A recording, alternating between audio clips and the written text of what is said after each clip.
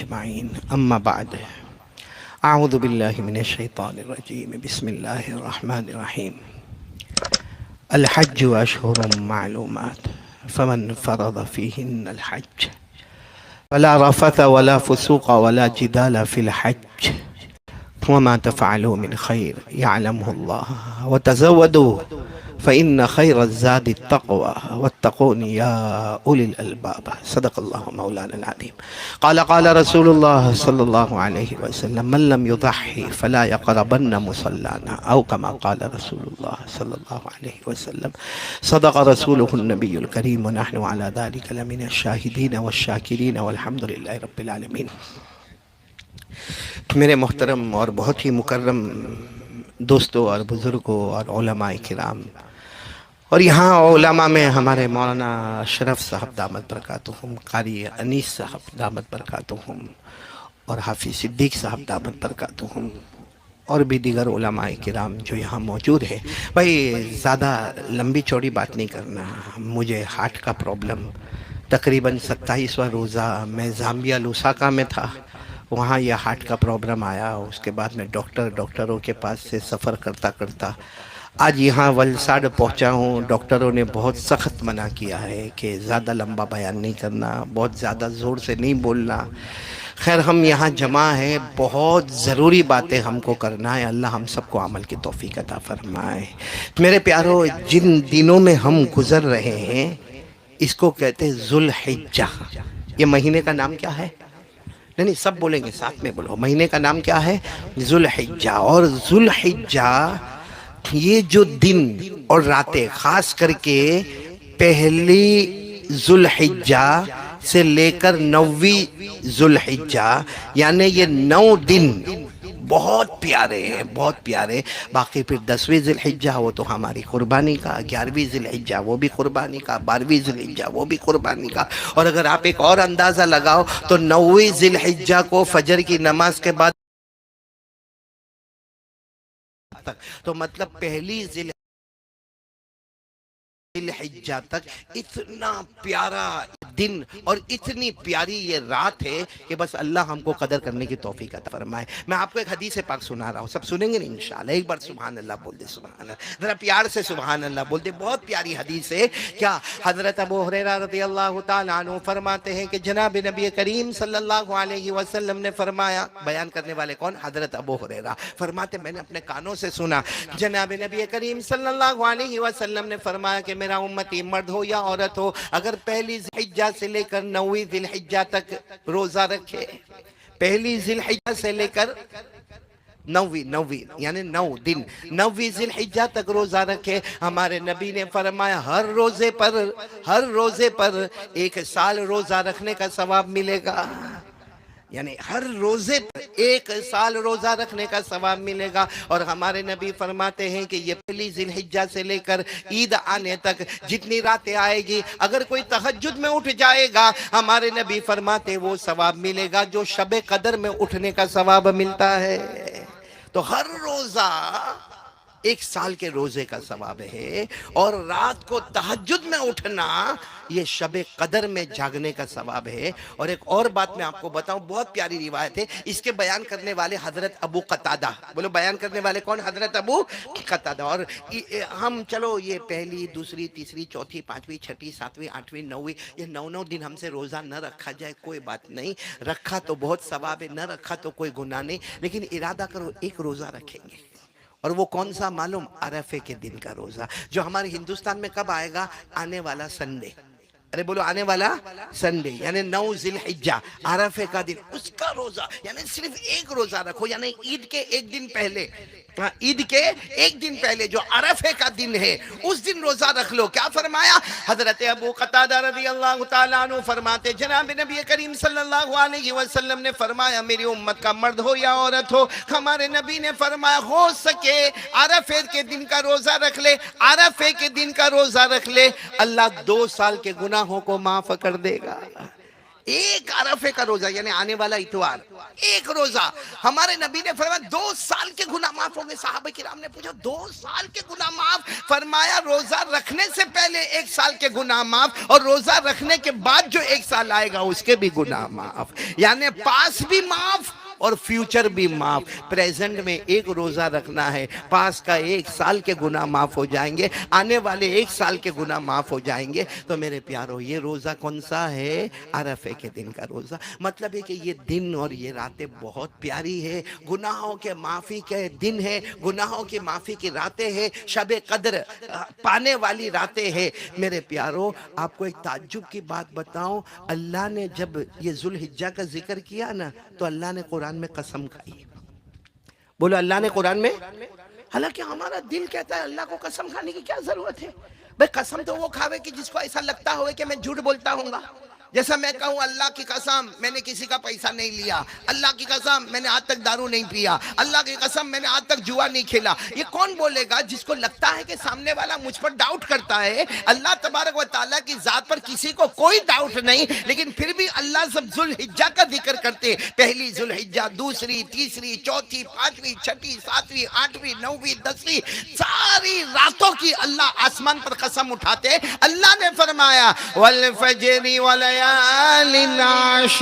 वश्शफ़ई वल्वतरी वल्लैलि इज़ा यसरी हल फी ज़ालिका क़समुल लिज़ी हिज्र। अल्लाह तबारक व तआला फरमाते हैं, इन दिनों के आने की कसम, इन रातों के आने की कसम। अल्लाह ने दिनों की भी कसम खाई, रातों की भी कसम खाई। हालांकि हमको मालूम है दिन आने वाला है, रात आने वाली, दिन आने वाला, रात आने वाली, और जिक्र करने वाला अल्लाह, वहां झूठ का कोई सवाल नहीं होता। बड़े बड़े उलमा ने कहा अल्लाह ने कसम इसलिए खाई ताकि कयामत तक आने वाले को पता चले कि जैसे रमजान का महीना बहुत मुबारक महीना है, इसी तरह याद रखो जुल्हिज्जा का महीना भी शुरू के 10 दिन बहुत मुबारक दिन है। अल्लाह इन दिनों की कदर करने की हमको तौफीक अता फरमावे। तो मेरे प्यारो, ये बहुत ही प्यारे दिन चल रहे, तो रोजा रखेंगे इंशाअल्लाह। ताकत हो, अल्लाह ने ताकत दी हो। और एक मसला समझ लेना, रोजा रखना कोई फर्ज है नहीं, रखेगा तो सवाब है, नहीं रखा तो कोई गुनाह नहीं। और कोशिश करे जो हमारे नबी ने फरमाया कि अगर पूरे 9 दिन रोजा नहीं रख सकते, पहली दुल्हिज्जा से लेकर 9 दिलहिज्जा तक रोजा नहीं रख सकते, तो सिर्फ 9वीं जिलहिज्जा को यानी अरफा के दिन को, जो हमारे एतबार से आने वाला संडे होगा, उस दिन रोजा रख ले तो 2 साल के गुनाह माफ हो जाएंगे। 1 साल रोजा रखने से पहले और 1 साल रोजा रखने के बाद। तो ये एक मुझे आपको बताना था। अच्छा, फिर एक बात बताओ मेरे प्यारो, ये महीना इसलिए बहुत मुबारक है कि आपने देखा कि इसमें रोजा रखना उसका भी सवाब है, इसमें अरफे का दिन आए उसका भी। और आपको मालूम है अरफे का दिन बहुत प्यारा, इतना प्यारा कि ये जो हाजी लोग जब अरफा के मैदान में जाते हैं ना, तो आपने देखा होगा सबके सब एहराम की हालत में खड़े हैं और दोनों हाथ उठाकर जो रोते हैं। जोहर के बाद से जो रोना चला चला चला चला तो मगरिब तक रोना। सारे हाजियों, मर्दों और औरतों को देखा होगा एहराम की हालत में जो रोते हैं। और हमारे नबी सल्लल्लाहु अलैहि वसल्लम ने क्या फरमाया कि जो हाजी मर्द हो या औरत हो अरफा के मैदान में पहुंच जाए, हज के वास्ते जाए, अरफा के मैदान में जाए और जाकर मांगे, अल्लाह फरमाते मेरी इज्जत और जलाल की कसम मैं सारे हाजियों के गुनाह को माफ करूंगा। और आगे हमारे नबी ने फरमाया, अल्लाह ऐलान फरमाते, अल्लाह जल्ल जलालू ऐलान फरमाते, हाजी तेरे गुनाह तो माफ करूंगा, आज तू जिसका नाम ले लेगा उसके भी गुनाहों को माफ कर दूंगा। तो ये बहुत मुबारक दिन अल्लाह ने हमको दिए, बोलो सुभान अल्लाह। बहुत मुबारक रातें अल्लाह ने हमको दिए, बोलो सुभान अल्लाह। तो कुछ तो अपनी ज़िंदगी में परिवर्तन लाएंगे, कुछ अपनी ज़िंदगी में बदलाव लाएंगे, बोलो लाएंगे नहीं इंशाअल्लाह। क्या बदलाव लाना है उसी के ऊपर मैं आना चाहता हूँ। सब सुनेंगे, गौर से सुनेंगे नहीं इंशाअल्लाह, क्योंकि ये हज का मौसम, साथ में बोलो ये हज का मौसम, ये कुर्बानी का मौसम, हज का मौसम, कुर्बानी का मौसम। मैं बिल्कुल आखिर में बताऊंगा कि अल्लाह ने हज क्यों रखा, इंशाअल्लाह बताऊंगा। अल्लाह ने कुर्बानी क्यों रखी वो भी हमें मालूम होगा। इस वक्त मुझे ये एक बात बताना है मेरे प्यारो, जो हम अपना अकीदा मजबूत कर ले, करने धरने वाला कौन है? और हज़रत इब्राहीम, बोलो कौन? क्योंकि हज का बैकग्राउंड कौन है? हज़रत इब्राहीम अलैहिस्सलाम। कुर्बानी का बैकग्राउंड कौन है? हज़रत इब्राहीम अलैहिस्सलाम। और अजब मामला है, हम सबको कुर्बानी के जानवर के बारे में मालूम है। अरे बोलो मालूम है कि नहीं मालूम है? हज के टूर और ट्रैवल के बारे में मालूम है, हज कमेटी के बारे में मालूम है, इस वक्त कौन कितना चार्ज ले रहा है वो मालूम है, लेकिन हज आया क्यों, उसका बैकग्राउंड हजरत इब्राहिम अलैहिस्सलाम, कुर्बानी उसका बैकग्राउंड हजरत, किसी को पूछो, हमारे किसी बड़े बूढ़े कोई पूछ लो, हजरत इब्राहिम के बारे में क्या जानते हो, किसी को बोलो 5 मिनट के लिए हजरत इब्राहिम के बारे में तो कुछ बोलो, क्योंकि जो हज हम करेंगे उसका बैकग्राउंड कौन है, हजरत इब्राहिम अलैहिस्सलाम, कुर्बानी का पस मंजर कौन है, हजरत इब्राहिम अलैहिस्सलाम। तो आज मैं आपको शॉर्ट में इंट्रोडक्शन कराऊं, सब सुनेंगे इंशाअल्लाह, हमारी माँ बहनें भी सुने। हजरत इब्राहिम, ये लोग 3 भाई, कितने भाई, आवाज नहीं आ रही आप लोगों की, जो बड़े भाई ना उनका नाम है हजरत हारान, क्या नाम है बोलो, हजरत हारान। बीच वाले जो भाई है ना, सुनना, ये हजरत इब्राहिम, बोलो ये हजरत इब्राहिम, और इनके जो छोटे भाई है उनका नाम है हजरत नाहोर, बोलो क्या नाम है, नाहोर। तो बड़े भाई हारान, बीच वाले हजरत इब्राहिम अलैहिस्सलातु वस्सलाम, और छोटे भाई का नाम क्या है, हजरत नाहोर। ये 3 भाई है, और हजरत इब्राहिम को अल्लाह ने ऐसा चुना, बीच वाले भाई को, अल्लाह का फजल है, जिसको चाहे चुने, अल्लाह ने ऐसा चुना कि पूरे कुरान करीम में अल्लाह ने 63 मर्तबा हजरत इब्राहिम की तारीफ फरमाई है। कुरान करीम शुरू होता अल्हम्दुलिल्लाह रब्बिल आलमीन, खत्म होता मिनल जिन्नती वन्नास। कितनी मर्तबा अल्लाह ताला ने तारीफ फरमाई, 63 टाइम्स अल्लाह फरमाते मेरा इब्राहिम, मेरा इब्राहिम, मेरा इब्राहिम। बल्कि मेरे वलसाड वालों, एक जगह तो अल्लाह ने ऐसी तारीफ फरमाई, अल्लाह ने फरमाया मेरे इब्राहिम है ना, मेरे इब्राहिम। ये नमाज पढ़ते ना, नमाज पढ़ते, क्योंकि नमाज उस वक्त भी फर्ज थी, तरीका अलग था। अल्लाह ने फरमाया मेरा इब्राहिम नमाज पढ़ते ना तो रुकू करते ना, इतना इखलास के साथ रुकू करते हैं, ऐसा लगता है कि पूरी उम्मत ने रुकू कर लिया। बोलो सुभान अल्लाह। अल्लाह फरमाते मेरा इब्राहिम सजदा करे, ऐसा लगता पूरी कौम ने सजदा कर लिया। तो कितनी मर्तबा अल्लाह ने तारीफ फरमाई, फिर एक मर्तबा बोलो कितनी मर्तबा, 63 मर्तबा, 63 टाइम्स अल्लाह कुरान एक पाक में जिक्र फरमाते। और क्या फरमाया, इन्ना इब्राहीम काना उम्मतन कानितन लिल्लाहि हनीफा वलम यकु मिनल मुशरिकीन शाकिरन लिअनउमिहि इज्तबाहु व हदाहु इला सिरातिम मुस्तकीम। पूरा मजमा मेरा साथ देगा। अल्लाह तबारक व तआला फरमाते मेरा फरमा बरदार बंदा कौन, बोलो हजरत इब्राहिम। सीधे रास्ते पर चलने वाला कौन, बोलो हजरत इब्राहिम। शिरक और कुफर न करने वाला कौन, बोलो हजरत इब्राहिम। अल्लाह की नेमतों का शुक्र करने वाला कौन, बोलो हजरत इब्राहिम। अल्लाह ने फरमाई जितबा, अल्लाह फरमाते सारी मखलूक मुझे ढूंढा करती है, लेकिन मैं तो मोहब्बत करूं तो मेरे इब्राहिम से मोहब्बत करूं। बोलो सुभान अल्लाह। तो ये महीना हजरत इब्राहिम, हज का बैकग्राउंड हजरत इब्राहिम, कुर्बानी का पस मंजर, बोलो हजरत। अच्छा, हजरत इब्राहिम हमको सब के बारे में होता है ना, कैसे दिखते होंगे, अरे होता है कि नहीं होता, बॉलीवुड हॉलीवुड, हाँ किसका ये कैसा है, चेहरा कैसा है, हेयर स्टाइल कैसी है। कभी आपने कोई आलिम से जाके पूछा कि मौलाना ये बताओ ना हजरत इब्राहिम कैसे नजर आते थे। आज मैं आपको बताऊं, सुनेंगे, सब सुनेंगे। अब आप सोचते होंगे मेरे को कैसा मालूम, मेरे को नहीं मालूम। हमारे नबी मेराज पर गए थे,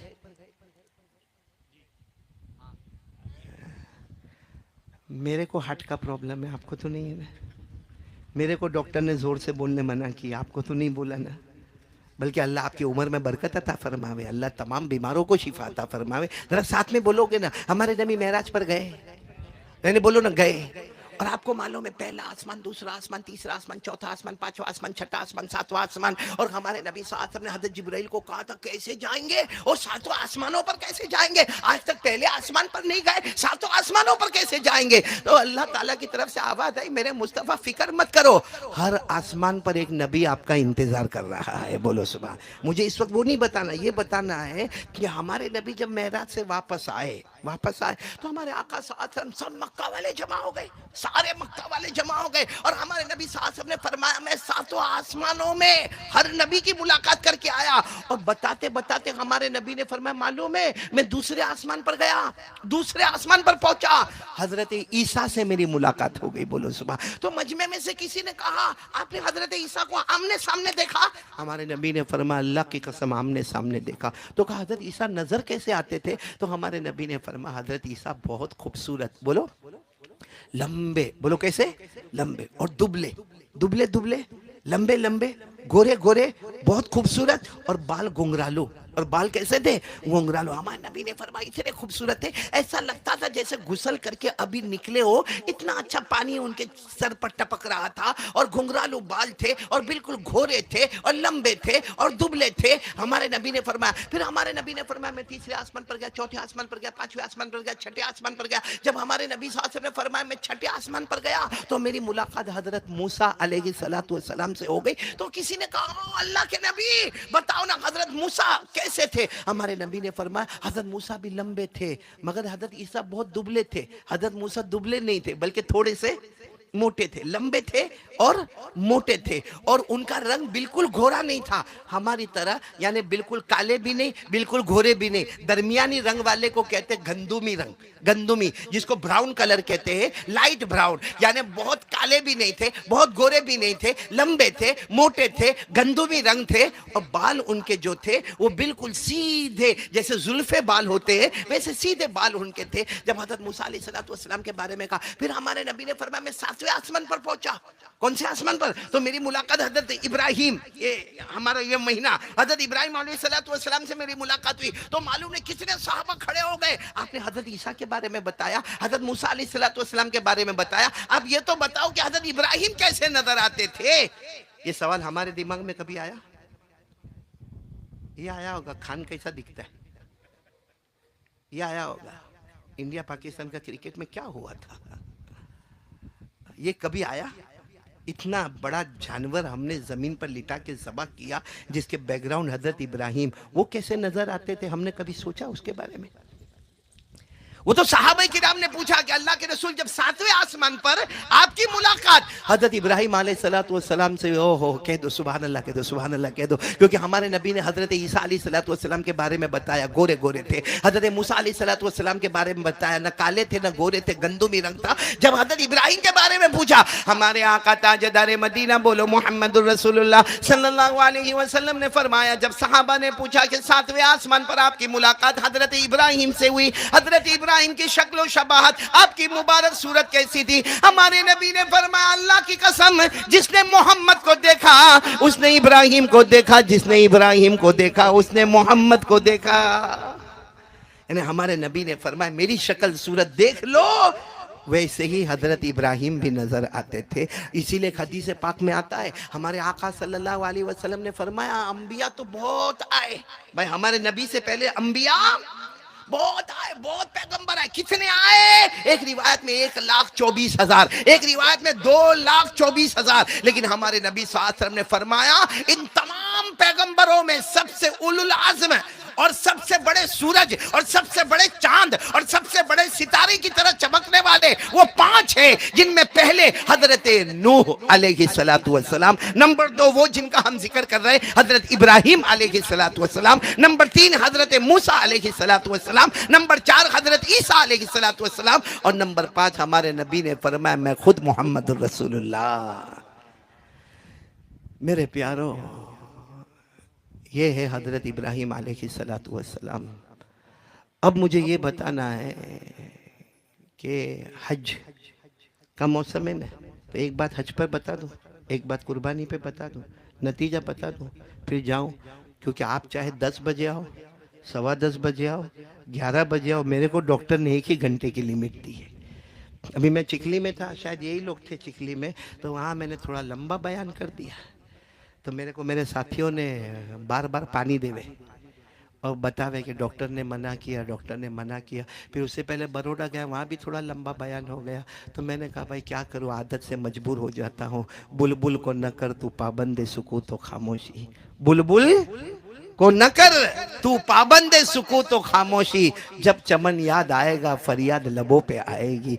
मेरे प्यारो, मैं कुछ बहुत इंपॉर्टेंट बात करना चाहता हूँ। अभी तक आपको सब सारी बातें समझ में आई? इतना समझ में आया कि एक रोजा तो रखेंगे। कौन सा? कि क्या फायदा होगा? कितने साल के गुनाह? 2 साल, यानी बहुत बड़ी बात है।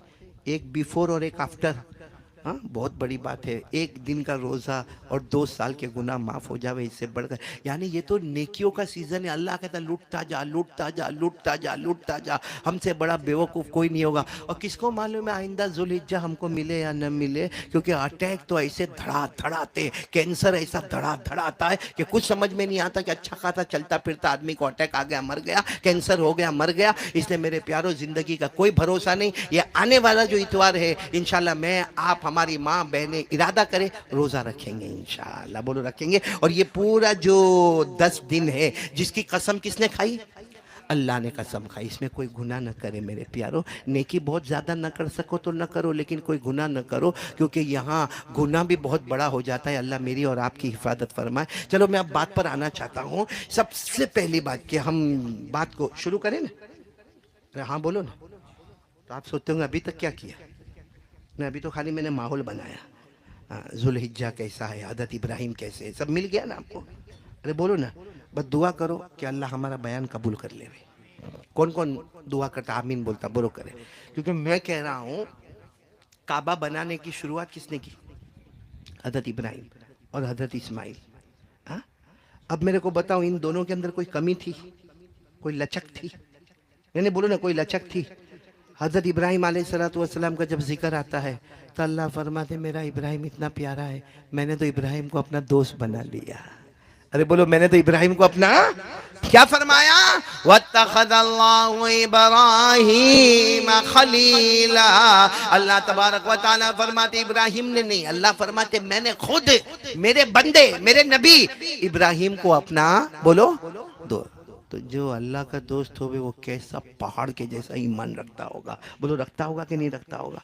और जब हज़रत इस्माइल का नाम आया, जब वो भी नबी बन गए, अल्लाह ने फरमाया मेरे इस्माइल से बढ़कर वादे का पक्का कोई नहीं होगा। बोलो सुभान अल्लाह। अल्लाह ने फरमाया मेरा पैगंबर है, मेरा नबी है, मैंने इनको चुन लिया है। अल्लाह ने फरमाया वज़कुर फिल किताबी इस्माईल इन्नहु काना सादिक़ल वअद व काना रसूलन नबिया। अल्लाह तबारक व तआला फरमाते मेरे इस्माइल का भी तो जिक्र कर लो, बड़ा वादे में सच्चा रहने वाला। बोलो कौन? इस्माइल। अल्लाह नबी बनाए, बोलो इस्माइल। अल्लाह रसूल बना, इस्माइल। अल्लाह फरमाते वकाना यामुरु अहलहु बिस्सलाति वज़्ज़का। हजरत इस्माइल खुद भी नमाज पढ़े, दूसरों को भी नमाज पढ़ाए, खुद भी ज़कात दे, दूसरों के पास भी ज़कात दिलवाए। वकाना इंद रब्बिही मर्दिया। अल्लाह फरमाते मैं इस्माइल से राजी हो गया, इस्माइल मुझसे राजी हो गया। तो ये दोनों, अब्बा कौन? इब्राहिम, वो भी बहुत पुख्ता ईमान। हाँ, खलीलुल्लाह। बोलो कौन? और बेटे जब नबी हो गए हजरत इस्माइल ज़बीहुल्लाह। दोनों का ईमान कितना पुख्ता होगा। अच्छा, और क्या बना रहे हैं वो लोग? काबा। क्या बना रहे हैं? काबा। यानी कोई अपना घर नहीं बना रहे, अल्लाह का घर बना रहे। किसका घर बना रहे? अल्लाह। तो है दोनों बड़े बड़े पैगंबर, हाँ, और अल्लाह का घर बना रहे। लेकिन जब बनने लगा, अल्लाह ने क्या फरमाया? बना रहे हो? कहा हाँ अल्लाह आपने ताकत दी, हम बना रहे। अब्बा ने, हजरत इब्राहिम ने कहा मैं भी बना रहा हूँ। बेटे हजरत इस्माइल ने कहा अल्लाह मैं भी बना रहा हूँ। अल्लाह ने कहा बनाते बनाते एक चीज़ मांगना। कहा क्या मांगे? इतना कहना कि अल्लाह कबूल कर लेना, वरना मैं कबूल नहीं करूँगा तो ये घर भी बेकार हो जाएगा। तो जब इतने बड़े घर के अंदर बनाने वाले हज़रत इब्राहिम और हज़रत इस्माइल वो कह रहे अल्लाह कबूल कर लेना, तो आज हम भी ये दुआ करें कि अल्लाह हमारा बयान भी कबूल कर ले। बोलो आमीन। अल्लाह हमारा बैठना कबूल कर ले। बोलो आमीन। अल्लाह हमारा सुनना कबूल कर ले। बोलो आमीन। क्या फरमाया? वइज़ यरफ़अु इब्राहीमुल क़वाइद मिनल बैति व इस्माईल। अल्लाह तबारक व तआला फरमाते वो दिन भी याद करो जब हज़रत इब्राहीम अलैहिस्सलातु वस्सलाम खलीलुल्लाह ने काबा बनाना शुरू किया, उनके बेटे हजरत इस्माइल ने भी काबा बनाना शुरू किया। अल्लाह ने फरमाया ये कह दो रब्बना तक़ब्बल मिन्ना इन्नका अंतस समीउल अलीम। अल्लाह ने फरमाया दोनों अब्बा बेटे ये कह दो कि अल्लाह कबूल कर लेना, वरना ये घर, ये काबा भी तुम्हारे काम नहीं आएगा। मैं कबूल करूं तो सब काम का, मैं न करूं तो सब बर्बादी बर्बाद। इसे आज हमारा बयान भी बर्बाद हो सकता है, हमारा बैठना सुनना बर्बाद। इसे सब बोलो अल्लाह आज के बैठने को कबूल फरमाए, अल्लाह आज के बोलने को। चलो अब मैं पॉइंट पर आना चाहता हूँ, इतनी बात तो आप लोगों को समझ में आ गई ना। अब मैं पॉइंट पर आना चाहता हूँ। सबसे पहली बात, ये जितना मजमा बैठा है ना हमारा, हम सबका यकीन और है, हमको यकीन बनाना है। क्या यकीन बनाओ मालूम है? करने धरने वाला कौन? किसी से कुछ होता है? अरे बोलो ना, होता है? अगर हमसे होता तो बहुत कुछ कर लिए होते, लेकिन होता है हमसे?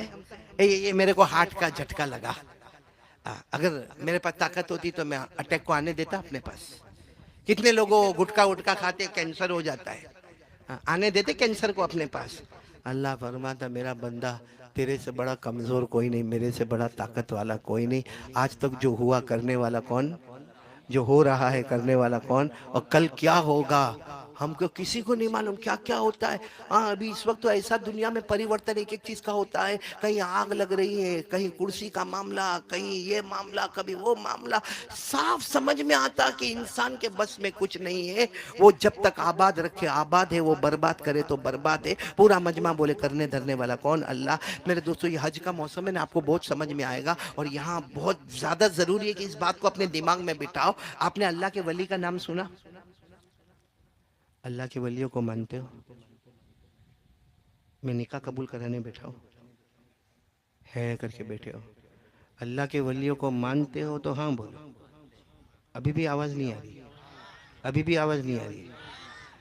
सही में बहुत जगह बयान करने जाता हूँ, मगर हाफिज सिद्दीक को मैं बोलता हूँ सबसे मुश्किल बयान वलसाड का स्टेज है।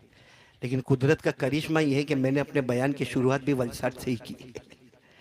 आज से हकारियानी साहब 30 साल पहले जो मेरा पहला बयान स्टेज प्रोग्राम कभी मैंने नहीं किया था, सबसे पहले मुश्ताक नगर में। आप सलीम भाई आपके अब्बा का वहाँ मेरे को जब स्टेज पे लाया और बिठाया ना, मैं भी उस वक्त जवान था भाई, ये तो अभी बुढ़ा बुढ़ा हो गया भाई, पाँव में ताकत नहीं रही। बाकी वो कारी अनीस का भी वो ज़माना होगा 30 साल पहले का, जवानी जौलानी होगी तो। लेकिन स्टेज पर बैठा तो थोड़ा मेरा भी हाथ थोड़ा यूं यूं यूं यूं घबराता था। तो लेकिन शुरुआत वलसाड से हुई, लेकिन अब तक वलसाड को अपने कंट्रोल में नहीं कर सका। ऐसे ठंडे ठंडे बैठते जैसे बीवी धक्के मार मार के भेजती है आपको। फिर एक मरतबा बोलो अल्लाह के वलियों को मानते हो ना? मैं एक अल्लाह के वली का नाम ले रहा हूँ और हज के मौसम में ये वाकया जरूर सुनाता हूँ, फिर हम दूसरी बात पर आएंगे। हजरत जुनैद बगदादी नाम सुना? हाँ या नहीं? जरा बुलंद आवाज से सुना? कौन? हजरत जुनैद। जब उनकी उम्र अच्छी खासी होगी, 70-75 साल की उम्र होगी, अपने घर में हजरत जुनैद बगदादी अपने घर में, कोई जवान दरवाजा खिटखिटा रहा है, जोर से दरवाजा खिटखिटा, तार तार तार तार तार। हजरत जुनैद बगदादी हैरान हो गए, कौन जवान आया और ऐसी इस तरीके से दरवाजा खिटखिटाता है कि कुछ बहुत इमरजेंसी है। हजरत जुनैद बगदादी ने दरवाजा खोला तो सामने जवान, और वाकईतन इमरजेंसी थी क्योंकि वो जवान ने यहाँ से यहाँ तक कपड़ा पहना था। मालूम है बहुत गरीब है, सिर्फ सतर छुपाने का कपड़ा है, एक चादर है जो नाफ से शुरू होती है और घुटने के नीचे क्या होती है, खत्म। और वो जवान के चेहरे से लगता था कि मालूम नहीं कितने दिन का भूखा होगा, प्यासा होगा और नहाया धोया होगा, नहीं नहाया धोया होगा। हजरत जुनैद बगदादी समझ गए कोई भिखारी है, भीख मांगने के लिए आया, जवान है, कोई फकीर बेचारा परेशान है। हजरत जुनैद बगदादी वो अल्लाह के वली थे ना, अस्सलाम वालेकुम, वालेकुम अस्सलाम, आ जाओ आ जाओ आ जाओ आ जाओ। वो जवान सामने बैठ के रोने लगा। हजरत जुनैद बगदादी ने कहा रो मत, देख मेरे पास 2-3 रोटी रखी हुई है, तेरे को भूख लगी है ना तू खाना खा ले, और देख वो मटके में पानी रखा हुआ है, अगर तुझे प्यास लगे तो पानी पी ले, और देख वहां मेरा वो पेटी, वो मेरा संदूक रखा हुआ है, उसमें 2-3 चादर होगी, अगर तेरे पास कपड़े की कमी है तो वहां से कपड़ा ले ले, लेकिन जवान रो मत, जवान रोता हुआ अच्छा नहीं लगता। और जवान ने क्या कहा मालूम? मेरे को खाना नहीं है, पीना भी नहीं है, और ये कपड़े वपड़े के भाई जरूरत नहीं। तो कहा फिर बेटा आया क्यों? कहा मेरे को हज में जाना है, क्योंकि यही सीजन था। हाँ बोले मेरे को, और जुनैद बगदादी ने कहा अच्छा हज में जाना, मतलब उसकी मुलाकात के लिए आया हो। चलो अस्सलाम वालेकुम वरहमतुल्लाहि वबरकातुहू, अल्लाह तुमको हज मबरूर अता फरमावे। हम भी हाजी लोगों से मुलाकात ही करते हैं ना कि भाई गलती सब माफ है, सारा बोलना चलना माफ, अल्लाह हज मबरूर देवे, साये मशकूर देवे, ज़म्बे मगफूर देवे। जाओ जाओ जाओ। हजरत जुनैद बगदादी ने कहा जा मेरे बेटे, जा मेरे बेटे जा। कहा जाओ का क्या मतलब? कहा तुम तो हज में जा रहे हो तो मुलाकात करने है। क्या पैसा दो हज में जाने का? हजरत जुनैद बगदादी ने कमाल है, फकीर फकीर के दरवाजे पर आया तो मेरे घर की हालत तो देख, वो देख वो कैसा मटका मेरे पास रखा हुआ है, वो 3 रोटी रखी हुई है, मेरे 2 चादर रखी हुई है, और तू मेरे पास हज हज में जाने के लिए तो वो सामने वाला जवान बहुत मजबूत कहा, ऊपर से फकीर है, अंदर से अल्लाह ने आपके दिल को इतना मालदार बनाया है कि आप हाँ करते हैं तो ऊपर वाला भी हाँ कर देता है। बोलो सुभान अल्लाह। और अल्लाह के वलियों की वही शान होती है, सामने कुछ अंदर कुछ। हमारी नजर जेब पर होती है, अल्लाह के वलियों की नजर गैब पर होती है। एक है जेब और एक है, इसीलिए अल्लाह ने फरमाया मेरा वली कौन है, अल्लज़ीना आमनू व कानू यत्तकून लहुमुल बुशरा फिल हयातिद दुनिया व फिल आखिरा ला तब्दील लिकलिमातिल्लाह ज़ालिका हुवल फौजुल अज़ीम। अल्लाह फरमाते मेरा वली वो ईमान का पहाड़ है, वो गुनाहों से बचने वाला है। अल्लाह कहते आजा मेरा वली, दुनिया भी तेरी है आखिरत भी तेरी है। अल्लाह कहते मेरा फैसला है, जा तू कामयाब हो गया, तेरे से बढ़कर कामयाब होने वाला। तो वो जवान ने कहा हजरत जुनेद मुझे दे दो। क्या जुनेद बगदाद ने कहा कैसी बातें करते हो, फकीर फकीर के दरवाजे पर आते हो, पैसा मांगते हो, और हज में जाना है कोई छोटी मोटी रकम थोड़ी चलेगी। वो जवान रोने लगा, क्या आप नहीं चाहते हो कि मैं काबे को देखूं? क्या आप नहीं चाहते हो कि मैं हजर अस्वद को चूमूं? क्या आप नहीं चाहते हो कि मैं मुल्तजम से चिमट चिमट कर माफी मांगू?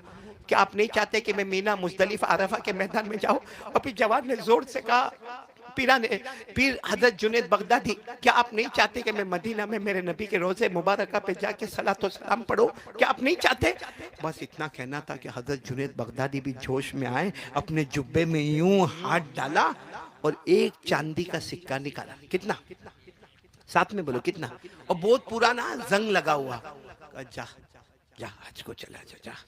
वो जवान इतना खुश हो गया, मेरा काम हो गया, मैं चला। बोलो हज को। हालांकि अकल में आने वाली बात नहीं है। अब यहाँ कोई वलसाड में खड़े होके मेरे को बोले कारी अहमद अली हज में जाने का है, मैं 500 रुपया निकालूं, क्योंकि वो एक सिक्के की 500 रुपया कीमत होगी, मैं 500 रुपया निकालूं, ले तो क्या करेगा मालूम? एक और 500 निकालेगा, मेरे को कहेगा तू भी जा, तेरे बाप को भी लेके जा। क्योंकि कोई 500 रुपए में कोई हज में जाएगा? या हज कमेटी में जाओ तो कम से कम 3.5-4 लाख रुपए की जरूरत है, और ऐसे जाओ तो 6 लाख 7 लाख 8 लाख 12 लाख 13 लाख, और ये 500 रुपए ही देता। ओ मेरे को 2 500 देगा, तेरे मरे हुए दादा को भी लेके जा। लेकिन वो जवान को कैसा यकीन होगा, कहा बस मैं चला हज को, ये क्या कर। हालांकि उसके कपड़े देखो तो यहाँ से शुरू होते यहाँ खत्म होते, चेहरे पे भूखा भूखा प्यासा प्यासा, लेकिन वो सिक्का लेके चला।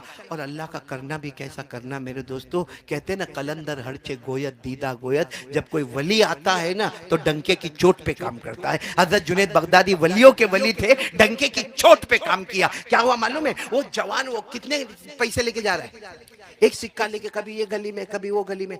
अचानक वो जवान एक गली में एंटर हुआ, वहां दूर बहुत सारे लोग एहराम में है, और उनके जानवर भी है, उनके कपड़े भी है, उनके बर्तन भी। वो जमाने में इनोवा ने फ्लाइट नहीं हुआ करते थे, वो घोड़े भी है, न गधे भी है, न खच्चर भी है, न ऊंट भी है, न उनके कपड़े भी है, न कपड़े के बड़े बड़े बंडल भी है, न बर्तन भी रखे हुए, न खाना पकाने के चूल्हे भी रखे हुए। जैसे ये जवान वो गली में एंटर हुआ, वो जितने एहराम में थे सबने कहा जवान आजा आजा, तेरे को हज में आना है, आजा आजा, तेरे को हज में आना। तो ये करीब गए, जाकर कहने लगे क्या हज में आने का, मेरे पास ये कपड़ा है, यहाँ शुरू होता है यहाँ खत्म, और एक सिक्का है बाकी। सबने कहा कपड़े की फिक्र मत कर, तेरे को हज। कहा कैसे? कहा वो देख वहां जनाजा रखा है। तो इन्होंने मुड़ के देखा तो सही में एक जनाजा रखा है। कहा ये बगदाद का सबसे अमीर आदमी, थोड़ी देर पहले इंतकाल हुआ, इसका आगे भी कोई नहीं पीछे भी कोई नहीं। ये वसीयत करके गया कि ये गली में जो सबसे पहले मेरे जनाजे के बाद आवे, पहले आवे, मेरा सारा माल उसको दे देना। मतलब ये तो 2 सेकंड में अमीरों का अमीर बन गया। तो ये जवान ने कहा नहीं, मेरे को तो खाली एहराम का कपड़ा चाहिए, गुसल कर लो। और कहा गुसल कर ले, एहराम का कपड़ा ले ले, बाकी वो जितने तेरे को जानवर नजर आते हैं ना वो सब का तू मालिक। वो जितनी जमीन है, जितनी जायदाद है, जितनी प्रॉपर्टी है, जितने बाग है, जितने खेत है, क्योंकि ये जो मरा हुआ ये इसकी प्रॉपर्टी है सब। और उसने कहा है कि जो गली में पहले आवे उसको सब दे देना। हम सब गवाह है कि हमने तेरे को मालिक बनाया। और जवान ने कहा मेरे को ये सब बातें मत करो, मेरे को गुसल कर लिए, थोड़ा पानी दे दो। गुसल वुसल किया, एहराम बांधा, और वो वक्त हुआ, क्योंकि वो जो जमाने के जो अमीर होते थे, हज के अमीर, उन्होंने कहा चलो भाई काफिला शुरू करो और सब लोग एहराम की नियत करो, बोलो ना लब्बैक अल्लाहुम्मा लब्बैक लब्बैक ला शरीक लक लब्बैक इन्नल हम्दा वन निअमता लक वल मुल्क ला शरीक लक। अब मैं बहुत तफसील में नहीं जा रहा हूँ। ये लोग मक्का पहुंचे, बोलो मक्का मुकर्रमा पहुंचे। जितने लोग वहां गए थे ना, सब कहते हैं कि जवान ने जो तवाफ किया, जो सही की, जो हज किया, वो सब आपस में बातें करते थे अपना हज कबूल होवे न होवे, लेकिन इसकी वजह से अल्लाह ने हम सब का हज कबूल कर लिया है। उसके बाद में जब मदीना मुनव्वरा गए तो कहते ये न खाने के लिए आवे, न पीने के लिए आवे, नबी के रोजे पर बैठा रहे, सलातो सलाम पढ़ता रहे, सलातो सलाम पढ़ता रहे, सला हम लोग पकड़ पकड़ के लावे कि भाई 2-3 लुकमा तो खा ले। खैर कहते हैं कि मक्का मुकर्रमा का सफर भी मुकम्मल हुआ, मदीना मुनव्वरा का सफर भी मुकम्मल हुआ। अब सब लोग बोलो वहां पर, तो आपको मालूम है जो स्टार्टिंग पॉइंट होती है ना, वहां सब जमा होते हैं। जैसे आजकल एयरपोर्ट पे सब जमा होते हैं, फिर एक दूसरे के गले लगते हैं और माफी तलाफी, भाई मैंने माफ कर दो, ने तू भी मेरे को माफ करना, औरतें भी एक दूसरे के गले। तो यहाँ भी सब पॉइंट पर जमा, जहां से शुरू किया था वहां सब जमा हो गए, और जिसको देखो जवान के गले लग लग के रोए। और क्या कहे मालूम, दुआ करना भाई, मेरे लिए दुआ करना, क्योंकि तूने जैसा तवाफ किया कोई नहीं कर सकता, तूने सही किया कोई नहीं कर सकता, तू जैसे काबे को चूमता था हजर अस्वद को कोई नहीं चूमता। सारे जवान की ताए, और जवान रोता रहे रोता रहे रोता रहे, सब भी रोते रहे। फिर जो हज के अमीर थे ना, वो आखिर में जवान को यूं गले लगाए। गले लगाने के बाद कहा हम सब जा रहे, और ये जितने रजिस्टर दिख रहे हैं ये सब जमीन के कागजात है, प्रॉपर्टी है, जायदाद है, ये सारे जानवर है, ये सारे खेत है, ये सारे बाग है, तू सबका क्या है माँ। जवान ने कहा ना मेरे को नहीं चाहिए, काय को मेरे को चाहिए, मेरे को तो हज करने का था। और बोलो वो, अरे बोलो वो, हो गया मेरा काम हो गया, मेरे को तो ये एहराम का कपड़ा भी नहीं चाहिए, मैं अपनी वही कपड़ा लेके। तो वो जमाने के लोगों ने कहा तो कौन ले जाएगा फिर ये सब माल, कयामत में हम अल्लाह को जवाब देंगे। जब तू मालिक है, तेरे को मालिक बनाया, हम कैसा माल को ले जा सकते, ले जा तेरा सब माल। सच बता, वो टाइम पे हम लोग वलसाड वाले बगदाद में होते तो क्या करते मैं, अस्सलाम वालेकुम, तकलीफ माफ करना जा, बाकी जो जो देता है देता हुआ जा, देता हुआ जा। बोलो ले लेते कि नहीं लेते हम लोग। वहां कोई किसी के माल पे हाथ रखने को तैयार नहीं है, सब चले गए। ये जवान खड़ा का खड़ा, इतना सब दौलत। तो ये जवान के दिमाग में बात आई, ये मेरा थोड़ी है, ये तो जुनैद बगदादी का है, मुझे भेजा किसने। अरे बोलो ना, सिक्का कौन दिया था। तो बोले चलो ये सब लेके हजरत जुनैद बगदादी के पास कुछ पैसों से मजदूर करवाए, सारा माल लिया और हजरत जुनैद बगदादी। लेकिन हजरत जुनैद बगदादी के वो घर पे जाना कोई आसान काम नहीं था। सब मजदूरों को कहा तुम थोड़ा पीछे रहो, मैं अकेला पहले जाके मुड़ तो देखे कि उनका मुड़ कैसा बना हुआ है। धीरे से गए, जाके दरवाजा खिटखिटा, चिलचिलाती गर्मी, दोपहर का टाइम, दरवाजा खिटखिटा। हजरत जुनैद बगदादी रहमतुल्लाह अलैह ने जैसा दरवाजा खोला, जवान को देखा, कहा आजा आजा मेरा बेटा, गले लग जा, तेरी वजह से अल्लाह ने सबके हज को कबूल कर लिया। बस ये जवान ने यही बात वहां भी सुना था, सब लोग यही बोलते थे, आज वही बात अल्लाह के वली ने भी और जवान ऐसा रोया कि यही बात सब लोग मुझे कहते। हजरत जुनैद बगदादी ने कहा सब कहते हैं, अपने इरादों से कहते हैं, मैं कहता हूं तो अल्लाह से मशवरे के बाद कहता हूं, नबी से मशवरे के बाद कहता हूं, जहां अल्लाह ने तेरे हज को कबूल कर लिया। फिर हजरत जुनैद बगदादी ने हंसते हंसते कहा बेटा जमजम का पानी लाए हो, खजूर लाए हो, क्योंकि ये दो चीज बहुत मुतबर्रक है, जिसको अल अस्वदान कहा जाता है, यानी खजूर और मक्के का जमजम और मदीना मुनव्वरा की। तो जवान ने कहा आप खजूर पानी की बात करते, बाहर आओ, पूरी दुनिया लेकर आया, जमीन, बागात, खेत, प्रॉपर्टी, जायदाद, जानवर, सब आपका। हजरत जुनैद बगदादी थोड़ा यूं बाहर आए, देखा सबका ये क्या है, तो इन्होंने वाक्या सुना है। हजरत जुनैद बगदादी, वो ज़माने के लोग बड़े अजीब होते हैं, बाकी मैं मौलाना अगर जुनैद बगदादी की जगह पे होता, मैं कहता मेरी तावीज़ बहुत काम आ गई, आजा बेटा बहुत अच्छा होता। हजरत जुनैद बगदादी ने क्या काम आना, पूरा एक तो गोरे गोरे थे हजरत जुनैद बगदादी, पूरा चेहरा ये लाल लाल हो गया और कहने लगे नालायक, 40 साल से जो दुनिया को ठोकर मारा आज मेरे घर पे लेकर आया। 40 साल से जो दुनिया पर मैं लानत बेचता हूँ, 40 साल से जिस दुनिया को मैं कुत्ते की तरह देखता हूँ और इसके चाहने वाले को मुर्दा समझता हूँ, दुनिया कुत्ता है, चाहने वाला मुर्दा है। 40 साल से जो दुनिया को मैंने पटक दिया है, तेरे अंदर इतनी हिम्मत आज मेरे दरवाजे पर लेकर आ गया उसको। जाओ, ना मुझे खजूर चाहिए ना जमजम का पानी चाहिए, जाओ मेरे घर से निकलो बाहर। वो जवान बेचारा माफी मांगे, मगर ये माफी करने को बूढ़े मियाँ तैयार नहीं। कौन? हजरत जुनैद। अच्छा, ये जवान जब जाने लगे ना, थोड़ा दूर गए होंगे तो हजरत जुनैद बगदादी ने आवाज दी, ए इधर आ, वापस आ। तो ये जवान वापस आया, हजरत गलती हो गई। क्या हो? कहा वो सब बातें छोड़, मैंने जो सिक्का दिया था मेरे को वापस दे दे। क्या मांग रहे? पूरा मजमा बोलो, क्या मांग रहे? वो चांदी का सिक्का जंग खाया हुआ, जिसकी कीमत 500 रुपये भी नहीं आवे। कहा वापस। तो वो जवान ने कहा, हजरत पूरी दुनिया लेकर आया तो नहीं लेना है, और वो चांदी का सिक्का जंग खाया हुआ वो लेना है। कहा गड़बड़ नहीं, सिक्का मेरे को दो। वो जवान ने सिक्का निकाला, हजरत जुनैद बगदादी को दिया। हजरत जुनैद बगदादी ने कहा, तू 23वें नंबर का है जो इसी सिक्के से हज पढ़ के वापस आया है। तेरे से पहले हर साल 22 साल से लोग जाते हैं, एक एक हाजियों को बेचता हूँ, यही सिक्का लेकर जाते वापस लेकर आते। तू भी गया, तू 23वें नंबर का है जो ये सिक्का चल रहा है। तो वो जवान तो जैसे आशिक था, कहने लगा, हजरत सब ले लो, मुझे भी नौकर बना लो, मगर ये सिक्का मुझे दे दो। कहा क्या करोगे सिक्के का? कहा अपने पास रखूंगा, जब जी चाह काबा, क्योंकि सिक्के का कमाल है, आदमी कहाँ पहुंच जाता है, मक्का मुकर्रमा, मदीना मुनव्वरा। बस अब सुनना, अब बराबर वलसाड वाले सुनना। हजरत जुनैद बगदादी के हाथ में सिक्का था ना, लेके फेंक दिया उसको, फेंक दिया।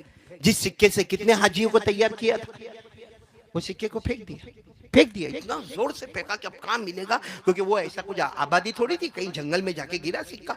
तो जवान कहने लगा, आपने फेंक दिया? कहा क्योंकि तूने सिक्के का कमाल समझा। अरे वो तो मैंने जेब में से सिक्का निकाला, तू हज में चला गया, मैं रूमाल देता तो भी तू हज में चला जाता। बोलो सुभान अल्लाह। अरे मैं अपना कुर्ता देता तो भी तू हज में चला जाता। अरे मैं अपने घर का लोटा देता तो भी तू हज में चला जाता। अरे मैं मेरे पाँव का जूता देता ना तो भी तू हज में चला जाता। फिर हजरत जुनैद बगदादी ने फरमाया, कुछ न देता, दुआ भी देता तो तू हज में चला जाता। तूने कमाल सिक्के में समझा। मैं जब सिक्का फेंका तो तुझे दर्द हुआ, और तू सिक्का मेरे पास से मांगता है। तूने कमाल सिक्के के अंदर देखा। कहा सिक्के का कमाल नहीं, मेरे रुमाल का कमाल नहीं, मेरे कुर्ते का कमाल नहीं, मेरे घर के लोटे का कमाल नहीं, और याद रखना मेरे जूते का कमाल नहीं, कमाल मेरे दिल के अंदर जो कलमा है ना, ला इलाहा इल्लल्लाह, वो ऐसा अंदर है, और मुस्तफा की मोहब्बत ऐसी है कि हम हाँ करते हैं तो अल्लाह भी हाँ कर देता है, हम मना करते हैं तो अल्लाह भी मना कर देता।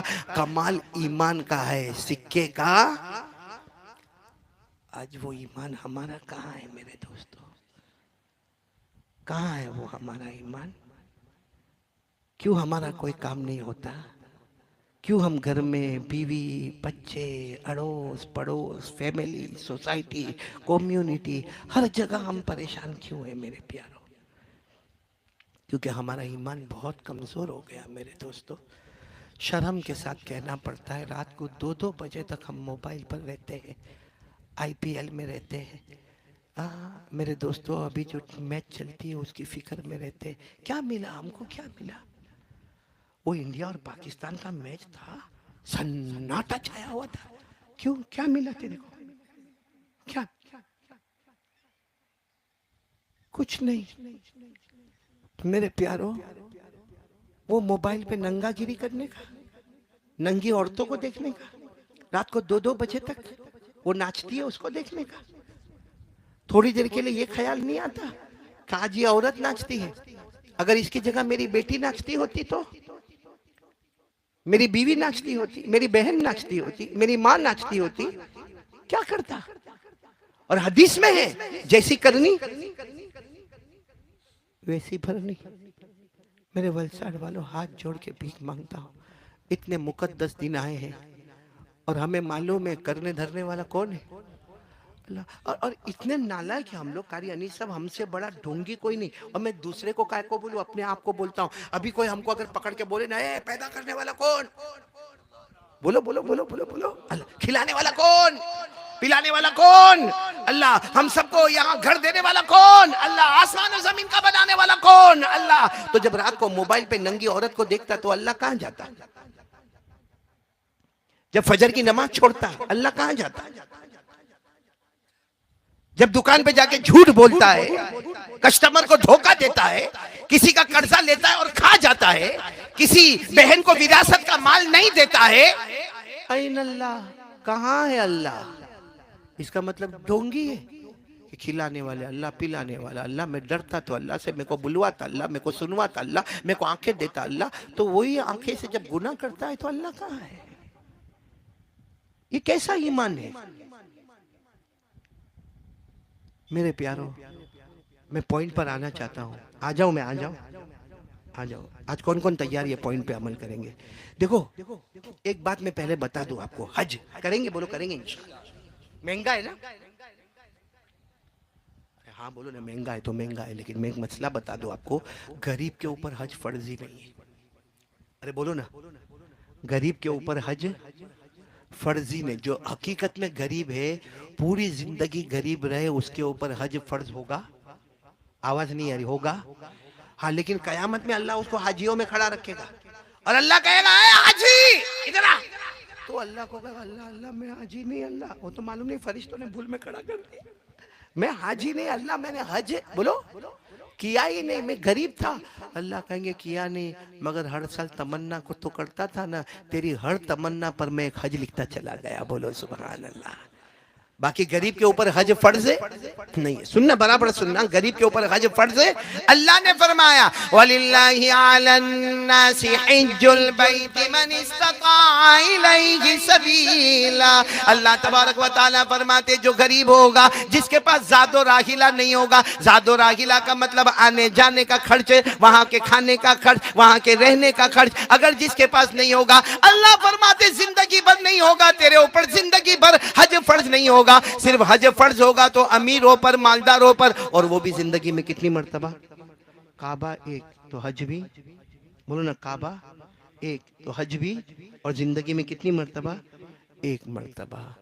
लेकिन अभी आजकल लोग क्या कर रहे हैं मालूम है? कितने हमारे वलसाड में ऐसे होंगे जिन पर हज फर्ज है।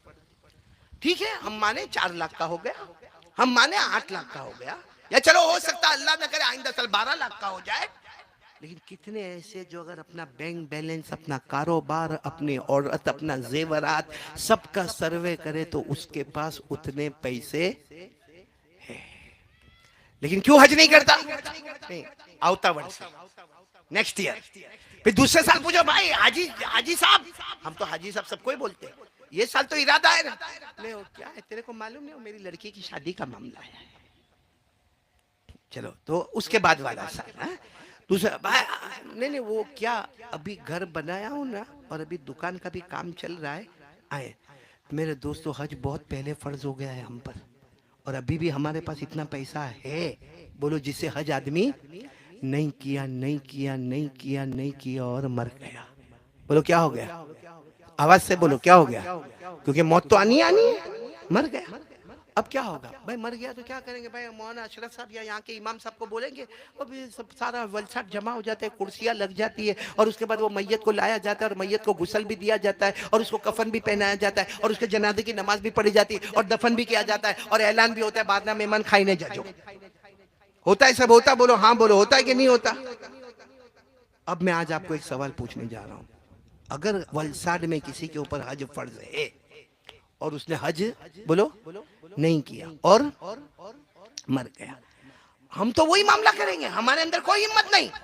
हमको कोई आकर को बोलेगा भी कि ओ मौलाना, इसके ऊपर हज फर्ज था, करोड़ों का मालिक है, लाखों का मालिक है, इसके ऊपर हज फर्ज था, इमाम साहब तो बोलेंगे भाई मेरे को इससे कोई लेना देना नहीं, इसके पास कितना था, मेरी जिम्मेदारी, मेरी ड्यूटी है भाई, मैं तो पगार लेता हूँ, मैं तो इसके जनाजे की नमाज भी पढ़ाऊंगा, इनको गुसल भी देंगे, इनको दफन भी करेंगे, इनको इनके रिश्तेदारों को ताजियत भी करेंगे और कुरान भी पढ़ेंगे। बोलो सब होता कि नहीं होता? लेकिन हमारे नबी से पूछो क्या आपका क्या फतवा है? मैं फतवा दूंगा, हमारे मिलने का है, हमारे मिलने का बहुत अच्छा था, बहुत अच्छा था, कितना गरीब मिस्किन यतीम बेवा लाचार मजबूर की मदद करता था, मैं तो यही फतवा दूंगा, बहुत अच्छा। अरे लोग कहेंगे हज फर्ज था, हज नहीं किया, कोई बात नहीं, कोई बात नहीं, ये मेरा फतवा है, हमारे इमाम साहब का फतवा है। हमारे नबी को पूछो इनके बारे में आप क्या कहते हो? क्या कहते हो कि जिसके ऊपर हज फर्ज था पैसा था, फिर बोलो, फिर भी हज किया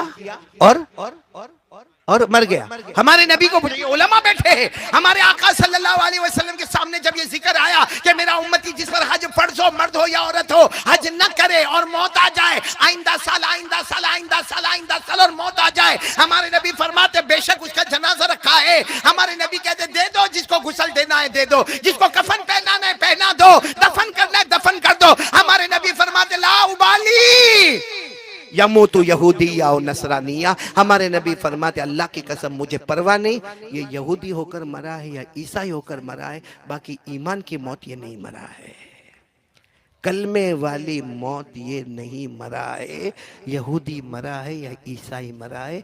इसलिए वलसाड वालों ये गाने मत गाओ कि हज बहुत महंगा बहुत महंगा बहुत महंगा। सवाल महंगाई का नहीं है, सवाल हमारे फ़र्ज के अदा करने का है। अरे सऊदी गवर्नमेंट ऐसी हो गई, ऐसा कानून बना दिया। भाई भाई जो भी कानून बनाया, तेरी मेरी चलेगी वहाँ पे? चलेगी? यहाँ से मैं बैठे बैठे बोलूंगा कि एहराम बांध के भी कर लेंगे, बगैर बांध के भी कर लेंगे, क्या चलेगा? हमारा कुछ नहीं चलेगा। जो हमारा चलेगा वो ये है कि अल्लाह ने पैसा दिया है, हज फर्ज है, हमको अपनी ताकत का करना है, दूसरों क्या करते हैं वो कयामत में उसका जवाब दे देंगे। इसलिए ये मसला आपको समझ में आ गया तो बोलो हाँ समझ में आया। आया तो करेंगे, हज करेंगे इंशाअल्लाह।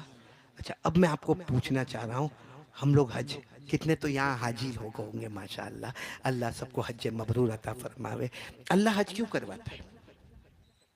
अल्लाह कुर्बानी क्यों करवाता है? अल्लाह रोजे क्यों रखवाता है? ये तीन बड़े बड़े सवाल है। भाई हमने रमजान में रोजे रखे 29 दिन 30 दिन, गर्मी थी, भूख लगती थी, प्यास लगती थी, और खास करके जब फ्रिज खोलो मौलाना रोजे की हालत में ऐसा मुंह में पानी छूटता था, उसमें लाल कलर का शरबत हो। और फिर कभी कभी होता है अल्लाह क्या मिला, अल्लाह आपको क्या मिला? मैं पूरा दिन भूखा रहा, प्यासा रहा, बीवी से दूर रहा, अल्लाह तुमको क्या मिला? हा? हज में भी समझ में नहीं आता। भाई जाओ काबे के पास जाओ, कितने चक्कर लगाओ काबे के साथ। तो मैं सोचता हूँ कि वलसाड की मस्जिद की अगर 21 लगा दो तो वहां जाके 7 लगाने से अच्छा रोज यहाँ पे 7 लगा दो तो चलेगा। अच्छा, फिर उसके बाद में वो सफा मरवा दौड़ाते कि नहीं दौड़ाते? सफा से लेके अब मेरे जैसा जिसका पाँव थोड़ा टेढ़ा टेढ़ा चलता हो, कैसे मुश्किल से सफा से मरवा, और फिर बीच में जो वो ग्रीन ग्रीन लाइट आती है तो वहां पे दौड़ने का आदमी जाता है जाता है सफा मरवा। फिर सोचता है क्या क्या मिला क्या? इससे तो मैं वलसाड में जिम में गया होता। ये 7 चक्कर तवाफ, ये 7 सफा मरवा क्या है? फिर उसके बाद में सबसे अजीब क्या लगता है मालूम? ओ शैतान को मारो, पत्थर मारो, शैतान को मारो। कहाँ है शैतान? वहां तो सीमेंट है, सुतून है। हाँ, मैं जब पहली मर्तबा हज में गया था ना, तो मैंने एक बाजू में मेरे पठान वठान होगा शायद, कोई इतना जोर का मेरे को धक्का मारा, तो मैंने सोचा का को इतना जोर का तो देखा इतना बड़ा डंडा लाया और ये मारे जा रहा है। मैंने कहा हाजी साहब क्या हुआ? कहा हमको बहुत बहकाया इसने, बहुत बहकाया। मैंने कहा नहीं, वो सीमेंट का वो है सुतून है, काय को उसको मारता है इतना? जो कहा है भाई कंकरी मार दे, बात खत्म हो गई। लेकिन समझ में नहीं आता जब शैतान नहीं है तो कंकरी मारने का क्यों? अच्छा, फिर एक और सवाल होता है, हज करने के लिए कपड़ा कौन सा? Shirt pant, T shirt jeans, या मेरे जैसा कुर्ता पैजामा? नहीं, क्या 2 चादर? अरे उसमें कंफर्टेबल नहीं है, और जिसका मेरे जैसा पेट बाहर निकला हो तो बिल्कुल कंफर्टेबल नहीं है। हाँ, थोड़ी थोड़ी देर में बोलो ऐसा करना पड़ता कि नहीं करना पड़ता? वो बेल्ट भी बांधना पड़ता है। अच्छा खासा अपना चमड़े का चप्पल पहनते, वहां जाके स्लीपर पहन ले। कुछ समझ में नहीं आता अल्लाह क्यों तवाफ करवाया, क्यों सफा मरवा की सही करवाया, अल्लाह क्यों वो शैतान को कंकरी, वहां तो शैतान था नहीं। अल्लाह कल ये कपड़े उतरवा के ये 2 चादर क्यों पहन ली? ये तो हमको आदत भी नहीं है इस तरह पहनने की। क्यों मालूम? अल्लाह क्या फरमाते? रोजा रखवाया, तेरे को समझ में नहीं आया। हज करवाया, बोलो तेरे को समझ में नहीं आया। फिर सवाल होता है अल्लाह कुर्बानी का को करवाते? अल्लाह नहीं समझ में आता। अल्लाह बकरे को लाने का, हाँ 15-20 हजार का बकरा आता है, सच बताना आता है कि नहीं आता है? क्या करने का? जबा कर देने का। अक्ल में क्या बात आती मालूम है? इतना 15-20 हजार का अनाज ले लेता तो पूरे महल्ले के गरीबों को बांटा होता। कितने गरीब मिस्किन है, क्योंकि मेरे बकरे 2 आए 50 हजार के, तो 50 हजार में तो कितने आलिमों का घर चल जाता साल भर का। 60,000 में घर चल जाता है मालिमों का, कितनों के घर में अनाज आ जाता, कितने गरीब मिस्किन यतीम बेवा लाचार का काम हो जाता। अल्लाह ये क्यों जानवर को लाके ज़बा करने का? और ये भी समझ में नहीं आता, बकरा है तो 1 का 1 और बड़ा है तो 7 हिस्से। बोलो ये सब समझ में आ रहा है? आज मैं आपको सबका खुलासा देता हूँ, सबका खुलासा देता हूँ।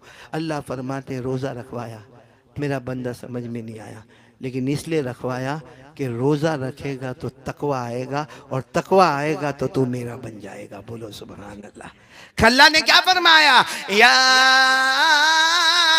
अय्युहल्लज़ीना आमनू कुतिबा अलैकुमुस्सियामु कमा कुतिबा अलल्लज़ीना मिन क़ब्लिकुम लअल्लकुम तत्तक़ून। बोलो रोजे का मकसद, अभी खाली बोलते जाना, रोजे का मकसद तकवा। आवाज से बोलोगे तो अच्छा लगेगा। रोजे का मकसद, फिर मैं आ रहा हूँ तकवा क्या चीज है इंशाल्लाह। बोलो रोजे का मकसद, बाकी अल्लाह को भूखा प्यासा रहने से कोई मतलब। चलो अब आ जाओ हज। हज हज का मामला, ये तवाफ, ये सही, ये इतनी लंबी टिकट लेके वहां तक जाने का, फिर आने का, वतन से बेवतन होने का क्या मतलब? अल्लाह ने फरमाया ज़ालिका वमन युअज़्ज़िम शआइरल्लाह फ़इन्नहा मिन तक़वल क़ुलूब। अल्लाह फरमाते ये सारे हज की दौड़ भाग मैंने तेरे पास करवाई, मकसद है तकवा। बोलो मकसद क्या है रोजे का मकसद? चलो अब आ जाओ कुर्बानी है। तू बड़े से बड़ा हट्टा कट्टा जानवर ला, हा? अल्लाह को गोश्त मिलने वाला है? कोई देता गोश्त? पहले तो ये समझ में नहीं आता अपन कुर्बानी किसके वास्ते करते। कौन बोला? ये बोले ठीक है भाई आपसे पूछ रहा हूँ, ये तो रोज चलते बयान में। बोलो ना कुर्बानी किसके वास्ते करते? नहीं वलसाड़ वाला ऐसा धीरे धीरे मत बोलो ना, प्यार से बोलो ना, किसके वास्ते करते? अल्लाह के वास्ते करते ना, हाँ या नहीं? तो फिर बकरे का फोटो मोबाइल में क्यों लेते हो और दूसरे को सेंड क्यों करते हो? अरे बकरा खरीदा आ गया, फिर फटाफट सेंड हो रहा है, और क्या लिखेगा? तू 2 लाया ना, तेरे को 40 में पड़े, उल्लू बनाया, मैं 35 में लाया, और गोश्त ज्यादा है, और तेरे से ज्यादा खूबसूरत बकरा लेकर आया, तेरा तो सींग भी बराबर नहीं, इसके सींग भी बराबर है। अल्लाह कहते हैं मेरा बंदा, मैंने मेरे नबी को कहा था कुर्बानी करना तो मेरे वास्ते करना, तू उम्मती होकर कुर्बानी लोगों को दिखाने के वास्ते करता है। अल्लाह ने फरमाया कुरान में कुल इन्ना सलाती व नुसुकी व महयाय व ममाती लिल्लाहि रब्बिल आलमीन ला शरीका लहू व बिज़ालिका उमिरतु व अना अव्वलुल मुस्लिमीन। अल्लाह तबारक व तआला फरमाते मेरे मुस्तफा ऐलान कर दो हम नमाज भी पढ़ेंगे किसके वास्ते? कुर्बानी करेंगे किसके वास्ते? बल्कि जीना भी अल्लाह वास्ते, मरना भी अल्लाह वास्ते। तो ये मोबाइल में बकरी के फोटो सुनो, कुर्बानी क्यों करते? अल्लाह ने क्या फरमाया? मेरे को गोश्त की जरूरत, अरे बोलो, अल्लाह कहते खाल की जरूरत, अल्लाह कहते क्या जरूरत है मुझे वो देख ले। क्या फरमाया? लन यनालल्लाह लुहूमुहा वला दिमाउहा वलाकिन यनालुहु तक़वा मिनकुम। अल्लाह फरमाते तूने जानवर को ज़बह कर दिया, मुझे गोश्त भी नहीं चाहिए, मुझे खून भी नहीं चाहिए, मुझे खाल भी नहीं चाहिए, मुझे चमड़ा भी नहीं चाहिए, मैंने तो करवाया तक़वा के लिए। खुलासा वलसाड वालों, रोजे रखे क्यों? तकवा। हज करवाया क्यों? तकवा। और कुर्बानी करवाई क्यों? अब तकवा क्या है? हमारे नबी सल्लल्लाहु अलैहि वसल्लम को पूछा तकवा क्या है? फरमाया तकवा हा होना। हमारे नबी ने इशारा किया 3 मरतबा, अत्तकवा हा होना, अत्तकवा हा होना, अत्तकवा हा होना। क्या मतलब है? आसान तर्जुमा जो उलमा ने किया, अल्लाह उलमा को जज़ाए खैर अता फरमाए। तकवा हा होना का मतलब है मन चाही छोड़ दे, रब चाही पर आ जा, इससे बड़ा कोई तकवा नहीं। और एक बार तकवा आ गया, पक्का मुसलमान बन गया, पक्का मुसलमान बन गया, हमेशा का जन्नती बन गया। बोलो सुभान अल्लाह। बस आसान मतलब रोजा रखवाया, मन चाही छोड़, रब चाही पर। तेरा मन चाहता है पानी पीने का ना, ठंडा पानी ना, अल्लाह कहता ना ना ना। सुबह सहरी हो गई, अब सीधा इफ्तारी। हज में नहीं समझ में आता, अल्लाह काय को दौड़ा था? मेरे को अच्छा शर्ट पहन दे दे, मैं कंफर्टेबल तवाफ करूंगा, मेरे को कुर्ता पैजामा दे दे, मैं बहुत अच्छी सही करूंगा। अल्लाह ने कहा मन चाहिए नहीं, रब चाहिए होगी। कुर्बानी में अल्लाह काय को जानवर को बेचारा मैं करता है, चिल्लाता है, खून निकलता है, काय को अल्लाह ये करने का, इससे अच्छा मैं गरीबों को अनाज बांट के आऊंगा। अल्लाह कहते तेरा जी चाहता है अनाज बांटना, वो मन चाहिए, कुर्बानी करना रब चाहिए। भाई समझ में आ रही बात, आपको आ रही है? और अभी एक बात मैं आपको सुनाऊंगा ना, आपका अक्ल हैरान हो जाएगी, क्योंकि कुर्बानी का वाकया तो सबको मालूम है कि हजरत इब्राहिम ने अपने बेटे के गले पर, वो मैं नहीं ला रहा हूँ क्योंकि हर वक्त वलसाड में सुना है, मैं जो वाकया सुनाने जा रहा हूँ वो सुनो। हजरत इब्राहिम अलैहिस्सलाम जब फलस्तीन में थे, बैतुल मुकद्दस, फलस्तीन, यरूशलेम, क्या बोलते हैं उसको, यरूशलेम। हजरत इब्राहिम अपनी दूसरी बीवी के साथ, हजरत इब्राहिम की दो बीवी, आपका को टेंशन में आ रहे हो। हजरत इब्राहिम की पहली बीवी हजरत सारा, दूसरी बीवी हजरत हाजिरा। हजरत सारा से आपको कोई औलाद नहीं, दूसरी बीवी से आपको बच्चा हुआ कौन, इस्माइल। अब सुनना, फिर वापस आ रहा हूँ मैं वो बात पर आ रहा हूँ कि हजरत इब्राहिम अलैहिस्सलाम फलस्तीन में, यरूशलेम, हाँ बैतुल मुकद्दस में हजरत इब्राहिम अलैहिस्सलाम, और अल्लाह का हुक्म होता है अपनी दूसरी बीवी हाजिरा और अपने बेटे इस्माइल को लेकर चलो यहाँ से। दूसरी बीवी कौन बोलो, हजरत हाजिरा। और उस वक्त हजरत इस्माइल की उम्र कितनी थी जब अल्लाह हुक्म दे रहे हैं कि फलस्तीन से, यरूशलेम से जाओ, कहां जाना अल्लाह? अल्लाह ने कहा कहां जाना, जिब्राइल बताते जाएंगे वहां जाना, यहां से 3,500 किलोमीटर जाना है, और वहां जाना है जहां न पानी है, न दाना है, न कोई चरिंदे, न कोई दरिंदे, न कोई परिंदे, न कोई इंसान है, न कोई जिन्नात है, वहां जाना है। मालूम नहीं था उसी जगह पर अल्लाह काबा बनाने वाला है, बोलो सुभान अल्लाह।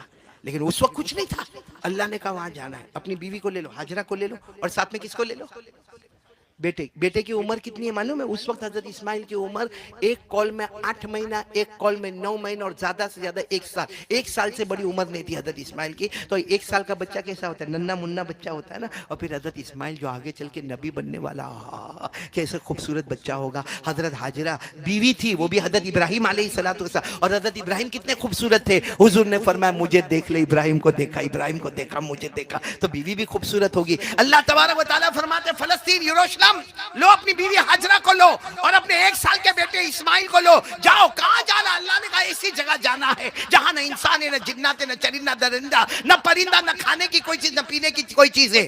जाओ वहां जाओ। 3,500 किलोमीटर का सफर अल्लाह ने करवाया, कुछ खजूरे और कुछ खाना वाना लेके चले।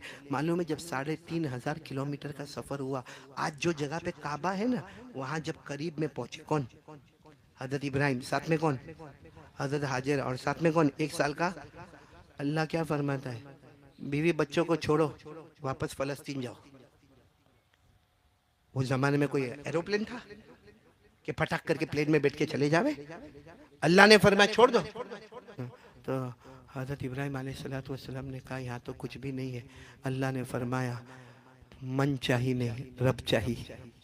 तुम समझते हो हाजरा का क्या होगा, तुम समझते हो मेरे 1 साल के बेटे इस्माइल का क्या होगा, वो तुम्हारा मन है, मेरा हुक्म है, जाओ यहाँ से जाओ। और देखो जाओ तो ऐसा जाना कि पीछे मुड़कर भी मत देखना, पीछे मुड़कर भी मत देखना। हजरत इब्राहिम अलैहिस्सलाम जब अपने जानवर पर बैठ गए, जाने लगे, तो हाजिरा पूछने लगी कहाँ कहाँ, मेरे को कहाँ छोड़ के जाते हो? हाजिरा कह रही है ये 1 साल का बच्चा है हमारा इस्माइल, ये 1 साल का बच्चा, ये दूध पीता बच्चा है, और हमारे पास यहाँ खाने को कुछ नहीं, और यहाँ कोई नहीं है, मैं जवान औरत हूँ, यहाँ कोई नहीं, कहाँ जा रहे हो? हजरत इब्राहिम अलैहिस्सलाम को हुक्म आता है पीछे मुड़कर भी मत देखना, अपनी बीवी को भी मत देखना, अपनी बीवी को मत देखना, अपने बच्चे को मत देखना। मालूम है हजरत हाजिरा की जुबान से निकला, जब हजरत इब्राहिम काफी दूर हो गए, क्या अल्लाह का हुक्म है? उन्होंने सिर्फ गर्दन हिलाई, हाँ मेरे अल्लाह का हुक्म है। तो हजरत हाजिरा ने कहा तब तो जाओ, अल्लाह कभी भी हमको बर्बाद नहीं करेगा। चले गए हजरत इब्राहिम। हाँ कहाँ छोड़कर गए? हाँ ऐसे जंगल में जहां कोई है। अल्लाह ने फरमाया रब्बना इन्नी अस्कनतु मिन दुर्रियती बिवादिन गैरि ज़ी ज़रअइन इंद बैतिकल मुहर्रम। क्या प्यार से मेरे दोस्तों, अब जो मैं वाकया बताऊंगा ना, अब दिल से सोचोगे तो आंखों से आंसू टपक के आएंगे मेरे दोस्तों। चले गए ना हजरत इब्राहिम, किसको छोड़कर अकेला। आज हमको कोई बोले तो बीवी बच्चे को जंगल में छोड़ के चला जा, हाँ ना, कुछ हुआ तो क्या करेंगे? हजरत इब्राहिम ने भी यही सोचा, तो कुछ हुआ तो क्या करेंगे? अल्लाह ने कहा वो तेरी मन चाहिए, और इनको छोड़ के जाना वो रब चाहिए। भाई बात समझना नहीं, इसका नाम तकवा। बोलो इसका नाम क्या है? अच्छा है हमारा इतना मुश्किल इम्तिहान लिया कभी अल्लाह ने? अल्लाह ने हमारा इम्तिहान लिया? हमको अल्लाह ने कभी कहा चल बीवी बच्चे को छोड़ दे जंगल में? कहा अल्लाह ने? बल्कि अल्लाह ने हमको फरमाया अलैका हक्कुन वली ज़ौजिका हक्कुन वली इब्निका हक्कुन औ कमा क़ाल। बल्कि अल्लाह के रसूल ने फरमाया तेरा भी हक है, तेरी बीवी का भी हक है, तेरे बच्चों का भी हक है। बीवी पर जुल्म मत करना, बीवी को गाली मत देना, बीवी को धक्का मत देना, बीवी को तलाक की धमकी मत देना। और वहां अल्लाह क्या कह रहे इब्राहिम को? हाजरा को छोड़ दो। 1 साल के बेटे को जितना बड़ा वैसा इम्तिहान भी। अच्छा आपको अब बहुत ताज्जुब होगा और आपने शायद सुना नहीं सुना होगा, सुना होगा तो खुश, नहीं सुना होगा तो आप खुशी से झूम जाओगे, आंखों से आंसू छलक जाएंगे। 3 साल के बाद अल्लाह ने हजरत इब्राहिम को फरमाया जाओ अपने बीवी के पास जाओ। कौन सी बीवी? हाजरा। कहाँ छोड़ के आए थे? वो जो मैदान में छोड़ के आए ना। 3 साल के बाद अल्लाह कहते जाओ अपनी बीवी के पास जाओ। हजरत इब्राहिम इतना, अरे कोई भी खुश होवे कि नहीं होवे, अपनी बीवी को मिलना है। और बेटा कितने साल का हो गया? कितने साल का छोड़ के गए थे? 1 साल। और 3 साल के बाद आ रहे तो कितने साल के हजरत इस्माइल हो गए?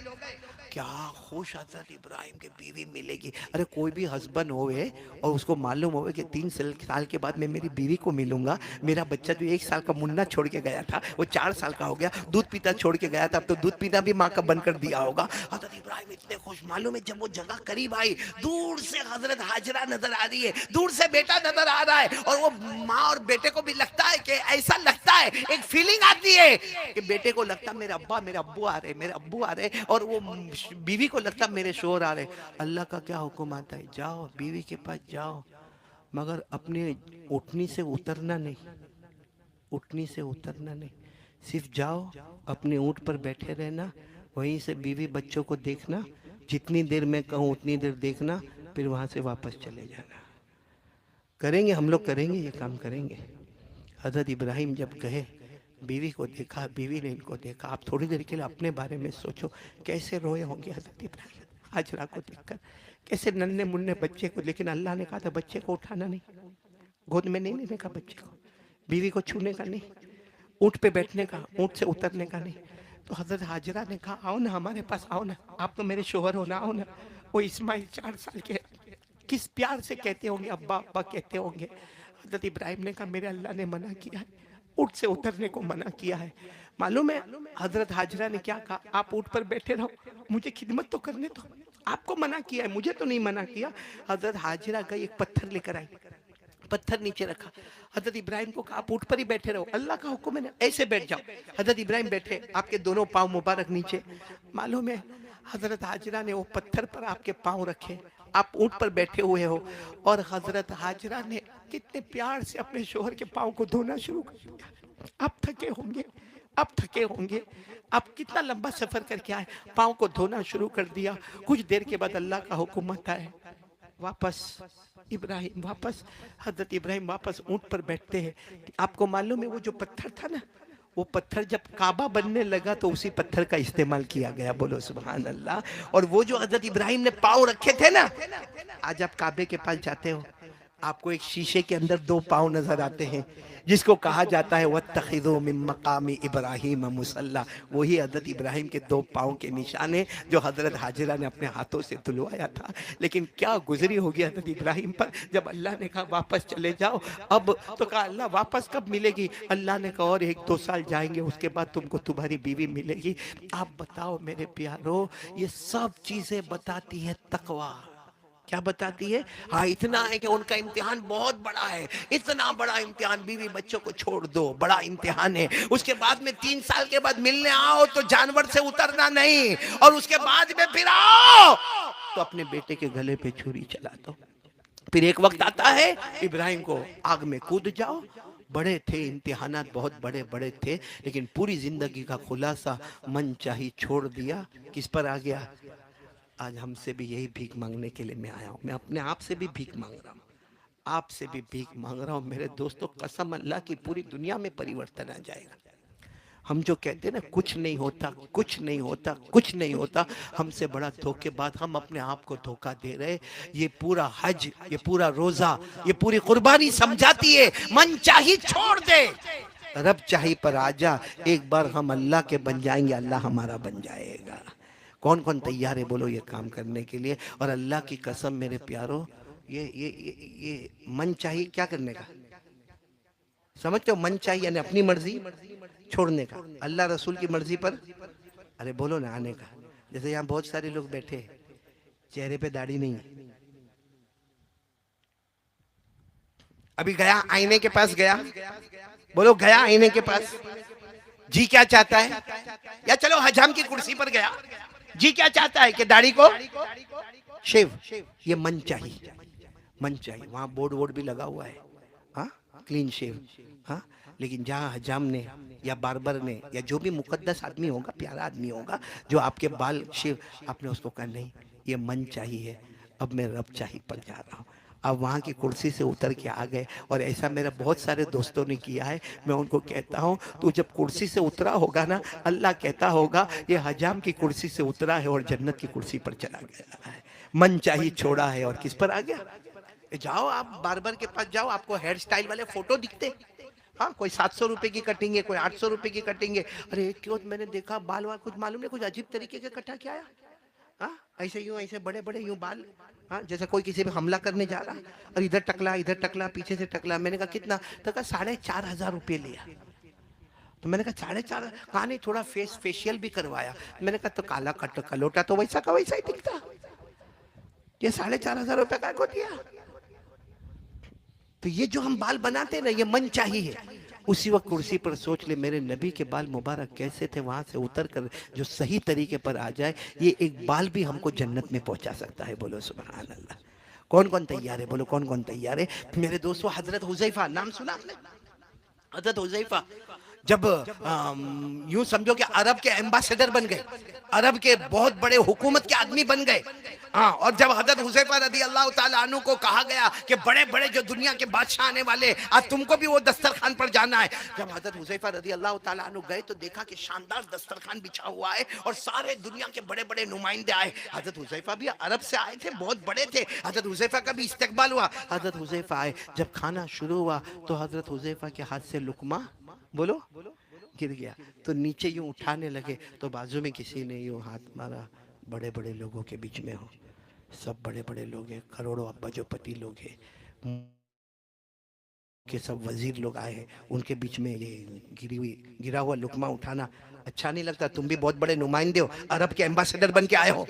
क्या फरमाया, क्या फरमाया? आंखों में आंसू थे। क्या फरमाया? अतरुकु सुन्नत हबीबी लिहाउलाइल हुमका, इन बेवकूफों को खुश करने के लिए मेरे नबी का तरीका छोड़ दूंगा? ये तो सब बेवकूफ है, इनको खुश करूंगा और मेरे नबी को नाराज करूंगा। हुज़ैफा जान दे देगा मगर बेवकूफों को खुश करके अपने नबी को नाराज नहीं करेगा। आज हम किसको खुश कर रहे हैं मेरे दोस्तों? कहाँ गया वो रब चाहिए, कहाँ चला गया? और एक बात मेरे को बताओ, मैं बात खत्म करने जा रहा हूँ, मेरा वक्त पूरा हो गया। हमसे बड़ा खुश नसीब कोई नहीं। कभी कभी रात के सन्नाटे में सोचो, हमसे बड़ा खुश नसीब कोई नहीं, क्योंकि कयामत का दिन भी आएगा। अल्लाह की कसम, कोई कितने भी बड़े नबी, अब हम कौन से नबी का नाम ले रहे हैं बार बार? हजरत इब्राहिम। और कौन से नबी का नाम ले रहे? हजरत इस्माइल। बड़े नबी, हम इनकार नहीं करते, बेशक बड़े नबी है, लेकिन साफ हदीस पाक में लिखा है कि कयामत के दिन हजरत इब्राहिम कहीं खड़े होंगे, उनको पूछेंगे आपकी उम्मत कहाँ है? मेरे को नहीं मालूम, कहीं होगी, खड़ी होगी। तो कहा आपको आपकी उम्मत नहीं मालूम? कहेंगे नफसी, इस वक्त मुझे अपनी फिक्र है। हजरत इस्माइल खड़े होंगे, आप तो ज़बीहुल्लाह है ना, आपकी उम्मत कहाँ है? नहीं मालूम, मुझे नहीं मालूम। कहाँ है? हजरत अबू हुरैरा को जब ये पता चला, दौड़ते दौड़ते हमारे नबी के पास आए, आकर कहा अगर नबी कहीं होंगे, उनकी उम्मत कहीं होंगी, तो अल्लाह के रसूल आप कहाँ होंगे? आप कहाँ होंगे कयामत के मैदान में? हमारे नबी समझ गए, रोते रोते कहा अबू हुरैरा फिक्र मत करना, जहां मेरी उम्मत होगी वहीं पर मैं खड़ा रहूंगा। बिल्कुल मेरी उम्मत होगी ना, उनके बीच में मैं खड़ा रहूंगा। और क्या करूंगा मालूम अबू हुरैरा? हजरत बोला क्या करोगे? इशारा करता जाऊंगा, मेरे इशारे पर अल्लाह मेरे उम्मती को जन्नत में पहुंचाता चला जाएगा। मेरे दोस्तों, हमारे नबी ने कम तकलीफें नहीं उठाई। अल्लाह की कसम खाकर बोलो, हमारे नबी की शान से बढ़कर कोई शान वाला नहीं। बात खत्म कर रहा हूं, हमारे नबी की मनकबत से बढ़कर कोई मनकबत और रिफत वाला। एक वाकया सुनाऊंगा, रोने के सिवा कुछ नहीं है, लेकिन हम लोगों को ये नहीं समझ में आएगा, क्योंकि हमारे कटिंग हेयर, हमारी दाढ़ी नहीं, बल्कि कसम अल्लाह की, यहाँ कितने बैठे जिन्होंने आज फजर की नमाज नहीं पढ़ी होगी। इससे बड़ा गद्दार और बेशरम कौन होगा जो नबी की आंखों को सुबह सुबह गर्म करता है। हमारे नबी ने फरमाया मेरी आंखों की ठंडक नमाज में, तो नहीं पढ़ोगे तो आंखें।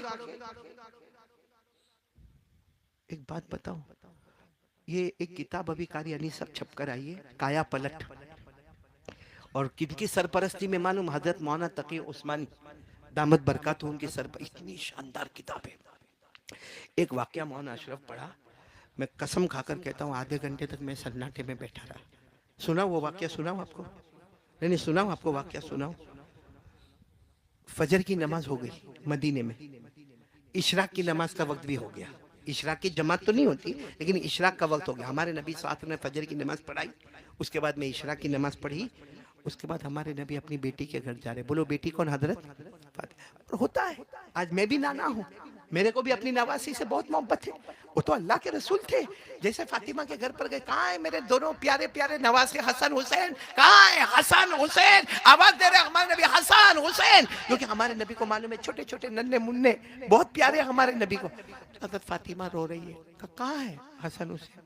कहा अल्लाह के रसूल अब्बा जान 1.5 दिन हो गए, खाने का मत पूछना, चखने को भी कुछ नहीं मिला। खाने का मत पूछना, चखने को भी कुछ नहीं मिला। बच्चे रात भर रोए, सुबह भी रोते थे। इनके अब्बा इनको बाजार में ले गए। इनके अब्बा कौन? हजरत अली। इनको कहाँ ले गए? तो हमारे नबी ने फरमाया अच्छा बाजार, कुर्बान जाओ, हमारे नबी पर क्या मोहब्बत थी। फातिमा को कहा कुछ मैं बाजार जा रहा हूँ। हमारे नबी बाजार गए। हमारे नबी ने जो मंजर देखा कि हसन हुसैन एक जगह लेटे हुए। भाई हजरत अली ने लिटाया है हसन को और हुसैन को, और हजरत अली क्या कर रहे हैं मालूम है? वहां रास्ते में जो गिरी पड़ी खजूर होती है ना, आधी खजूर सड़ी हुई कटी हुई, मालूम नहीं कैसी खजूर, वो खजूर को लेते पानी से साफ करते, थोड़ी सी लाके हजरत हसन के मुंह में रखते, फिर थोड़ी हुसैन के मुंह में रखते। हमारे नबी दूर से देख रहे। सच बताओ हमारे नबी के दिल पर क्या गुजरी होगी जो नाना अपने नवासों से इतनी मोहब्बत करता हो, जो 2 जन्नत के फूल हो, जो 2 जन्नत की खुशबू हो, जो जन्नत के जवानों के सरदार बनने वाले। लेकिन हमारे नबी देखते रहे। बहुत देर के बाद हमारे नबी ने आवाज दी अली। तो हजरत अली ने पीछे मुड़कर देखा, अल्लाह के रसूल आप आए, मेरे को मालूम नहीं। कहा ले लो बच्चों को ले लो, बहुत धूप हो रही है, बच्चों को ले लो। तो हजरत अली ने कहा मेरे नबी आपको जाना हो तो जाओ, रुकना हो तो रुको, लेकिन वो इलाके में थोड़ी गिरी पड़ी खजूर ज्यादा है, मैं जरा कपड़े में बांध देता हूँ। मेरी बीवी फातिमा ने 1.5 दिन से खाना नहीं खाया, ये खजूरें ले जाकर मैं मेरी बीवी को खिला दूंगा। ये कहकर हजरत अली गए और अपने रुमाल के अंदर, अपने कपड़े के अंदर वो गिरी पड़ी खजूरें ली। सोचो उस नबी के दिल पर क्या गुजरती होगी जो अपनी बेटी को ससुराल में इतना दुखी देख रहे हैं, अपने नवासों को देख रहे। सच बताना हमारे नबी चाहते तो आसमान से दस्तरखान उतार सकते थे। अब चाहते तो अबू बकर, उमर, उस्मान सबको जमा कर सकते थे। अब चाहते तो मदीने के सारे फल फ्रूट लाके रख सकते थे। लेकिन हमारे नबी देखते गए। थोड़ी देर में हजरत अली ने कपड़े में खजूरें जमा की, फिर हसन को एक अपने कंधे पे रखा, हुसैन को इधर कंधे पे रखा, आगे चलने लगे। हमारे नबी आंखों से भरे पीछे धीरे चलने लगे। मेरे दोस्तों यहाँ तक हदीस पाक में मिलता, लेकिन मेरा विजदान कहता है, मेरा दिल अंदर से कहता है हमारे नबी ये कहकर अपनी उम्मत को याद करते होंगे, हो सकता मेरे उम्मत में ऐसे हालात आएंगे तो कोई ये न कहे कि नबी ने पेट भरकर खाया, नबी की बेटी ने पेट भरकर खाया, बल्कि हो सकता है कि इस कुर्बानी के सदके अल्लाह उम्मत के गुनाहों को माफ कर देगा। मेरे प्यारों, अल्लाह की कसम नबी की शान से बढ़कर कोई शान, ऐसा नबी हमको मिले जो कयामत में भी हमको भूलने वाले। मैं एक वाकया सुनाकर बात खत्म करूं। हमारे नबी की शान थी कि नहीं थी? तो सब लोग आज से कौन कौन आने को तैयार, वो पॉइंट पर आ जाओ ना। मन चाहिए छोड़ेंगे, आज हज, रमजान, कुर्बानी सब बताता है। मन चाहिए छोड़ किस पर आजा? रब चाहिए पर आजा। कौन कौन तैयार है? एक बार फिर हाथ ऊपर करे तो मैं एक वाकया सुना दूं कि हमारे नबी की शान से बढ़कर किसकी शान होगी। मेरे दोस्तों आपको मालूम है ना, मक्का मुकर्रम में कोई हमारे नबी को बोले जादूगर है, क्या बोले? कोई क्या बोले? शायर है। कोई क्या बोले? नजूमी है। बल्कि कुछ लोग तो क्या बोले मालूम? दिमाग बराबर काम नहीं करता है। नाउजुबिल्लाह। और ये मैं नहीं कहता, कुरान में लिखा, अल्लाह ने फरमाया फज़क्किर फमा अंत बिनिअमति निअमति रब्बिक बिकाहिनिन वला मजनून अम यक़ूलून शाइर नतरब्बसु बिही रैबल मनून कुल तरब्बसू फइन्नी माअकुम मिनल मुतरब्बिसीन। अल्लाह फरमाते कोई मेरे नबी को शायर कह देता, कोई काहिन कह देता, कोई नजूमी कह देता, कोई जादूगर कह देता, कोई मजनून कह देता। मालूम है एक मरतबा मक्का वाले बैठे थे, क्या हो रही मीटिंग, बोलो क्या हो रही। एक बोलता है शायर है, एक बोलता है नहीं वो जादूगर है, लोगों पे जादू करते। कोई कहता नहीं वो दिमाग का प्रॉब्लम है, नाउजुबिल्लाह सुम्मा नाउजुबिल्लाह। मालूम है एक ने क्या कहा मालूम, सब मक्का के बड़े बड़े लोग जमा है, यहाँ से दूर एक कबीला है, कबीला बनु आमिर, कबीले का नाम बोलो बनु का। वहाँ एक पहलवान रहता है, लंबा चौड़ा हट्टा कट्टा, जैसा हम लोग बोलते हैं ना बहुत बड़ा तावीज वाला बाबा, कहते बहुत बड़ा रहता है वहाँ पे। और उसके वो जब आता है ना उसकी आंखें मिलती है ना, सामने जिन्नत वाला पेशेंट होवे कि जादू वाला होवे कि दिमाग वाला होवे, वो सबका इलाज करते हैं। जिन्नात को भी भगाते हैं, शैतान को भी भगाते हैं, जादू को भी तोड़ते, नजर को भी तोड़ते, बंदिश को भी तोड़ते हैं, और कोई दिमाग से थोड़ा पगला गया हो उसका भी। तो सबने कहा तो फिर उनको बुलाना चाहिए, यहाँ से थोड़ा दूर है कबीला बनु आमिर, बोलो कबीला बनु, थोड़ा दूर वहां से बुलाना चाहिए। तो जो कहने वाले ने क्या कहा मालूम, बुलाना चाहिए मगर वो पैसा बहुत चार्ज करते, बोलो पैसा। तो सबने कहा हमारे पास तो पैसा है, दे देंगे पैसा, लेकिन बुलाओ उनको। तो कहा चलो जाके दावत देवे।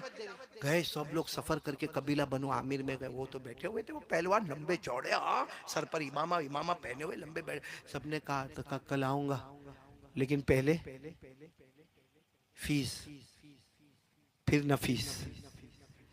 पहले हमारा कायदा है पहले फीस, इसलिए जब मैं आऊं मेरा ऊंट एंटर होवे, दल्ला जो मैंने बोला तैयार, फिर उसके बाद मुझे बताना। तो सबने कहा हम आपको बताएंगे, मोहम्मद का पता बताएंगे, हम में से कोई आएगा नहीं। तो कहा तुम्हारी क्या जरूरत है, डॉक्टर में हूँ, डॉक्टर को पेशेंट से मतलब, पेशेंट को डॉक्टर से मतलब, फैमिली से क्या मतलब है। तुम खाली मेरे को क्या देना, एंट्री फीस भी, बाकी काम हो जाने पे जो तोहफा देना वो दे देना भाई। तो दूसरे दिन सुबह में सब के सब एक पहाड़ के पीछे खड़े आए। कौन आया, कबीला बनु आमिर। इतना याद रखना कबीला बनु आमिर का बड़ा पहलवान आया, ऊंट के ऊपर बैठा हुआ। इन लोगों ने पूरा डल्ला तैयार रखा था, यूं करके दिया, उन्होंने लेके रखा। कहा मोहम्मद कहाँ है, तो उन्होंने कहा हम नहीं आएंगे, वो काबे के पास। कहा तो देखो देखो देखो, तो दूर से देखो देखो देखो। कहा बस बस ठीक है ओके। गए अपना ऊंट को एक तरफ रखा और सीधे गए, मतलब लंबे चौड़े थे, जाकर कंधे पे हाथ रखा। कहा मोहम्मद, हमारे नबी ने फरमाया हाँ मोहम्मद क्यों आए। तो कहा आपको क्या प्रॉब्लम है। वो कबीला बनो आमिर वाले पूछे क्या प्रॉब्लम है। हमारे नबी ने फरमाया लई सफी है शही, कुछ भी नहीं, क्या प्रॉब्लम, कुछ भी नहीं। कहा मक्का वाले कहते तुम जादूगर हो। हमारे नबी ने कहा नाउजुबिल्लाह, कभी नहीं। कहा नजूमी हो, कहा नहीं। शायर हो, कहा नहीं। तो कहा कुछ दिमाग का प्रॉब्लम है, कहा नहीं। तो कहा सब मक्का वाले कहते हैं इसीलिए तो मैं इलाज के लिए आया हूँ। तो हमारे नबी ने फरमाया लेकिन मेरे को तो कुछ भी नहीं, आप काहे को तकलीफ उठा रहे हो, क्यों इलाज के लिए आए हो। तो उसने कहा लेकिन आप हो कौन। हमारे नबी ने कहा मैं मोहम्मद हूँ, अल्लाह का रसूल हूँ, अल्लाह का नबी हूँ, जिब्राइल आते हैं, कुरान मुझ पर उतरता है। कहा यही तो प्रॉब्लम है सारा। कहा अब मैं समझ गया, दिमाग का प्रॉब्लम है, दिमाग का प्रॉब्लम है। क्योंकि एक आदमी मक्के में रहने वाला इतना इत्मीनान से कहता है कि मैं अल्लाह का नबी हूँ, मैं अल्लाह का पैगंबर हूँ, मैं अल्लाह का रसूल हूँ, और जिब्राइल जैसे फरिश्ते तुम्हारी मुलाकात के लिए आते हैं और आसमान से कुरान लेकर आते हैं। अब मेरे को समझ में आया इलाज करना ही होगा। लाओ, वो मालूम है इलाज करने वाले क्या दिखते हैं। कहा लाओ तुम्हारा हाथ लाओ। हमारे नबी ने फरमाया मेरा हाथ बाद में देखना, पहले तेरा हाथ मुझे बता। उन्होंने अपना हाथ आगे किया, हमारे नबी ने हाथ पकड़ के खड़ा किया, कहा चलो मेरे साथ में। वो सोच में रह गया कि ये मेरे को लेके जा रहे हैं। हमारे नबी थोड़ा दूर ले गए और दूर ले जाकर क्या कहा मालूम है, देख वो दरख्त नजर आता, बोलो सुभान अल्लाह। हमारे नबी ने फरमाया दरख्त नजर आता, कहा। हमारे नबी ने कहा बुला उसको। किसको बुलाओ, दरख्त को बुलाओ। तो वो कबीला बनो आमिर वाला कहने लगा मैं इलाज करने के लिए आता हूँ, जादू जिन्नत का, नजर बंदिश का, दिमाग का कोई प्रॉब्लम हो उसका, मैं दरख्त को बुलाने थोड़ी आया। तो हमारे नबी ने फरमाया तू नहीं बुलाता तो मैं बुला लेता। बोलो सुभान अल्लाह। अरे मेरे दोस्तों क्या मंजर होगा, वो सारे लोग वहां दूर खड़े, यहाँ हमारे नबी वो कबीला बनु आमिर वाले के साथ खड़े, क्या मंजर होगा। हमारे आका ताजदार मदीना बोलो मुहम्मदुर रसूलुल्लाह सल्लल्लाहु अलैहि वसल्लम ने अपनी उंगली मुबारक से इशारा किया और फरमाए दरख्त अल्लाह के हुक्म से आ जा। वो कह रहे, वो कबीला बनो आमिर वाले कहते मैंने अपनी आंखों से देखा दरख्त अपनी जगह से उठा, निकला और ऐसा चलता हुआ आया जैसा कोई ऊंट चलता हुआ आ रहा है। वो कबीला बनो आमिर वाला कहता वो दरख्त आया, सिर्फ आया नहीं, आकर नबी के सामने सजदा कर दिया। सजदा करने के बाद फिर अपना सर उठाया दरख्त ने। हमारे नबी ने फरमाया जैसे तुम आए थे वापस अपनी जगह पर चले जाओ। वो कबीला बनु आमिर वाले कहते मेरे नबी ने जब बुलाया दरख्त आया, दरख्त आने के बाद सजदा किया, मेरे नबी ने कहा वापस चला जा, वापस चला गया, वापस अपनी जगह पे जाके ठहर गया। अच्छा ये दरख्त आया और बोलो सजदा किया और गया। हमारे नबी इनको पूछने के लिए कि कैसा लगा, ये पूछने के लिए देखा ये तो रो रहे, क्या हुआ रो क्यों रहे, का ईमान कबूल करना है। कबीला बनो आमिर वाला कहता ईमान कबूल करना है। मैं अपने आप को डॉक्टर समझ के इलाज के लिए आया था, पता चला डॉक्टर आप है पेशेंट में हूँ, मैं कलमा पढ़ना चाहता हूँ। हमारे नबी साहब ने फरमाया कलमा पढ़ना क्यों, क्यों कलमा क्यों पढ़ना चाहते हो, क्यों कलमा पढ़ना चाहते हो। कहा मैंने बहुत किताबें पढ़ी है, बहुत किताबें मैंने पढ़ी है, और ये आपने जो दरख्त को बुलाया और दरख्त को भेजा कोई कमाल नहीं, जादू में होता है, जादू में होता है। दरख्त को बुलाओ और दरख्त को भेजो, का कोई कमाल नहीं है, लेकिन अल्लाह का दस्तूर है कोई दरख्त अगर सजदा करता है तो सिर्फ नबी को करता, नबी के अलावा किसी को नहीं करता है। सजदा होगा दरख्त का तो सिर्फ नबी को होगा, नबी के सिवा किसी को नहीं होगा। मैं मान गया आप नबी है, मुझे कलमा, बस हमारे नबी गले लगाए, क्या मंजर होगा, कलमा पढ़ाया। फिर हमारे नबी उनको काबा के पास लेकर आए, साथ में बिठाया, 2 रकात नमाज पढ़ी। क्या क्या काम मालूम, मैं जैसे पढ़ता हूँ तुम भी पढ़ो, और इस शुक्राने में पढ़ो कि अल्लाह ने तुम्हें जहन्नम से बचाया और अल्लाह ने मेरे उम्मती को मेरी आंखों के सामने जहन्नम से बचाया। जब नमाज वमाज पढ़ के ये ऊंट पे जाने लगे वापस, तो वो लोगों ने तो देखा वो सब के सब पहाड़ से नीचे आए, क्या हो गया, गलती हो गई। क्या गलती हो गई, मैं इलाज करने गया था, अपना इलाज करवा के आया हूं। तो कहा के फिर हमारा पैसा, कहा लो तुमने यही ठेला दिया था ले लो, मेरे मोहम्मद ने इसके बदले मुझे जन्नत की खुशखबरी दे दी है, ले लो। मेरे दोस्तों ऐसा प्यारा नबी हमको मिले हैं, उनका चेहरा नहीं अच्छा, उनका तरीका नहीं अच्छा। हमको मोबाइल पसंद, हमको हॉलीवुड पसंद, हमको बॉलीवुड पसंद, हमको माँ की नाफरमानी, बाप की नाफरमानी, इंस्टाग्राम, यूट्यूब, स्टेटस, दादागिरी, गाली गलौज, पीठ पीछे लोगों की बुराई करना, ये सब हमको पसंद है। मुस्तफ़ा हमको नहीं पसंद है। खैर मेरे प्यारों, बात खत्म करते करते फिर एक ही बात कहूंगा कि ये सबक आज कौन कौन याद करके जाएगा। मन चाही छोड़, रब चाही थाम, हाथ ऊपर करो। अच्छा ये आएगा कैसे, नतीजा तो बता दूं भाई, ये करना है कि नहीं करना है, पहले ये बोलो। क्योंकि रोजा हमने क्यों रखा, तकवा। हज क्यों कर रहे, तकवा। अच्छा ये कुर्बानी क्यों कर रहे, तकवा। और सब कुरान में लिखा है ना। बल्कि अल्हम्दुलिल्लाह रब्बिल आलमीन से मिनल जिन्नती वन नास जाओ, 33 मर्तबा से ज्यादा अल्लाह कहते तकवा तकवा तकवा तकवा तकवा। और तकवा का मतलब है अपनी मर्जी छोड़, अल्लाह रसूल की मर्जी पर आ जा। तो उसके लिए क्या करना, कौन सी चीज करेंगे तो ये चीज हमको मिलेगी, कौन कौन तैयार है हाथ ऊपर करो बोलो। और कौन सी चीज करना मालूम है, पूरे वलसाड के जितनी माँ बहनें बैठी है, जितनी मेरी बेटियां बैठी है, और जितने जितने मेरे भाई और मेरे छोटे छोटे बच्चे प्यारे प्यारे, अब तो सब मेरे बच्चे की तरह ही बैठे गए, सबको मैं एक ही बात कहूंगा, 5 वक्त की नमाज पढ़ ले, ऑटोमेटिक तकवा हमारी जिंदगी में आ जाएगा। 5 वक्त की नमाज। आप सोचते होंगे ना ये मौलाना तो कितना बोल के गए, मन चाही ले ले ने रब मन चाही छोड़ दे ने रब चाही पकड़ ले। सब टेंशन मत लो, नतीजा है 5 वक्त की नमाज पढ़ ले, ऑटोमेटिक सब आता आता आता आता आता आता चला जाएगा। एक वक्त आएगा मरने से पहले तकवा भी आएगा और कलमा भी नसीब होगा, और बगैर हिसाब किताब के जन्नत में भी चला जाएगा। लेकिन उसके लिए क्या काम करना पड़ेगा आपको, 5 वक्त की। कौन कौन तैयार है, नहीं नहीं ऐसे नहीं, सब हाथ ऊपर करो ना जरा। कितने, ये तो अच्छा हुआ मजमा आया। बाकी 10:15 हो गए थे मौलाना अशरफ, 10:30 हो गए थे। मतलब आप मेरे को एक टाइम बता दो ना तो आइंदा वलसाड में मेरे को भी समझ में आवे। वो मैं मेरी बीवी को 6:30 बजे का फोन करके बैठा हूँ कि मैं वलसाड आया, वो मेरे को पूछती है मगरिब बाद बयान है। मैंने कहा नहीं ईशा बाद। फिर ईशा बाद मैंने अभी फोन किया, बोले बयान शुरू नहीं किया। मैंने कहा 10 बजे। अब मेरी बीवी को जाके बोलूंगा कि 10:30 बजे मजमा है ना, मेरे घर में झगड़ा होगा। आप सब लोग मेरे को एक बार इत्तेफाक करके बोल दो कि वलसाड वाले कितने बजे बेचते तो मैं उतने बजे आऊं। यानी मामला क्या होता है मालूम, ये पूरा मजमा सोचता है कारी साहब कब कुर्सी पर आएंगे, कारी साहब कब कुर्सी पर आएंगे, और कारी साहब सोचता है मजमा कब आएगा मजमा। कभी ऐसा नहीं हो कि फजर अपने को साथ में पढ़ना पड़े यहाँ पे। इसलिए आज से वक्त तय कर लेते हो आप लोग, 10 बजे बराबर था भाई।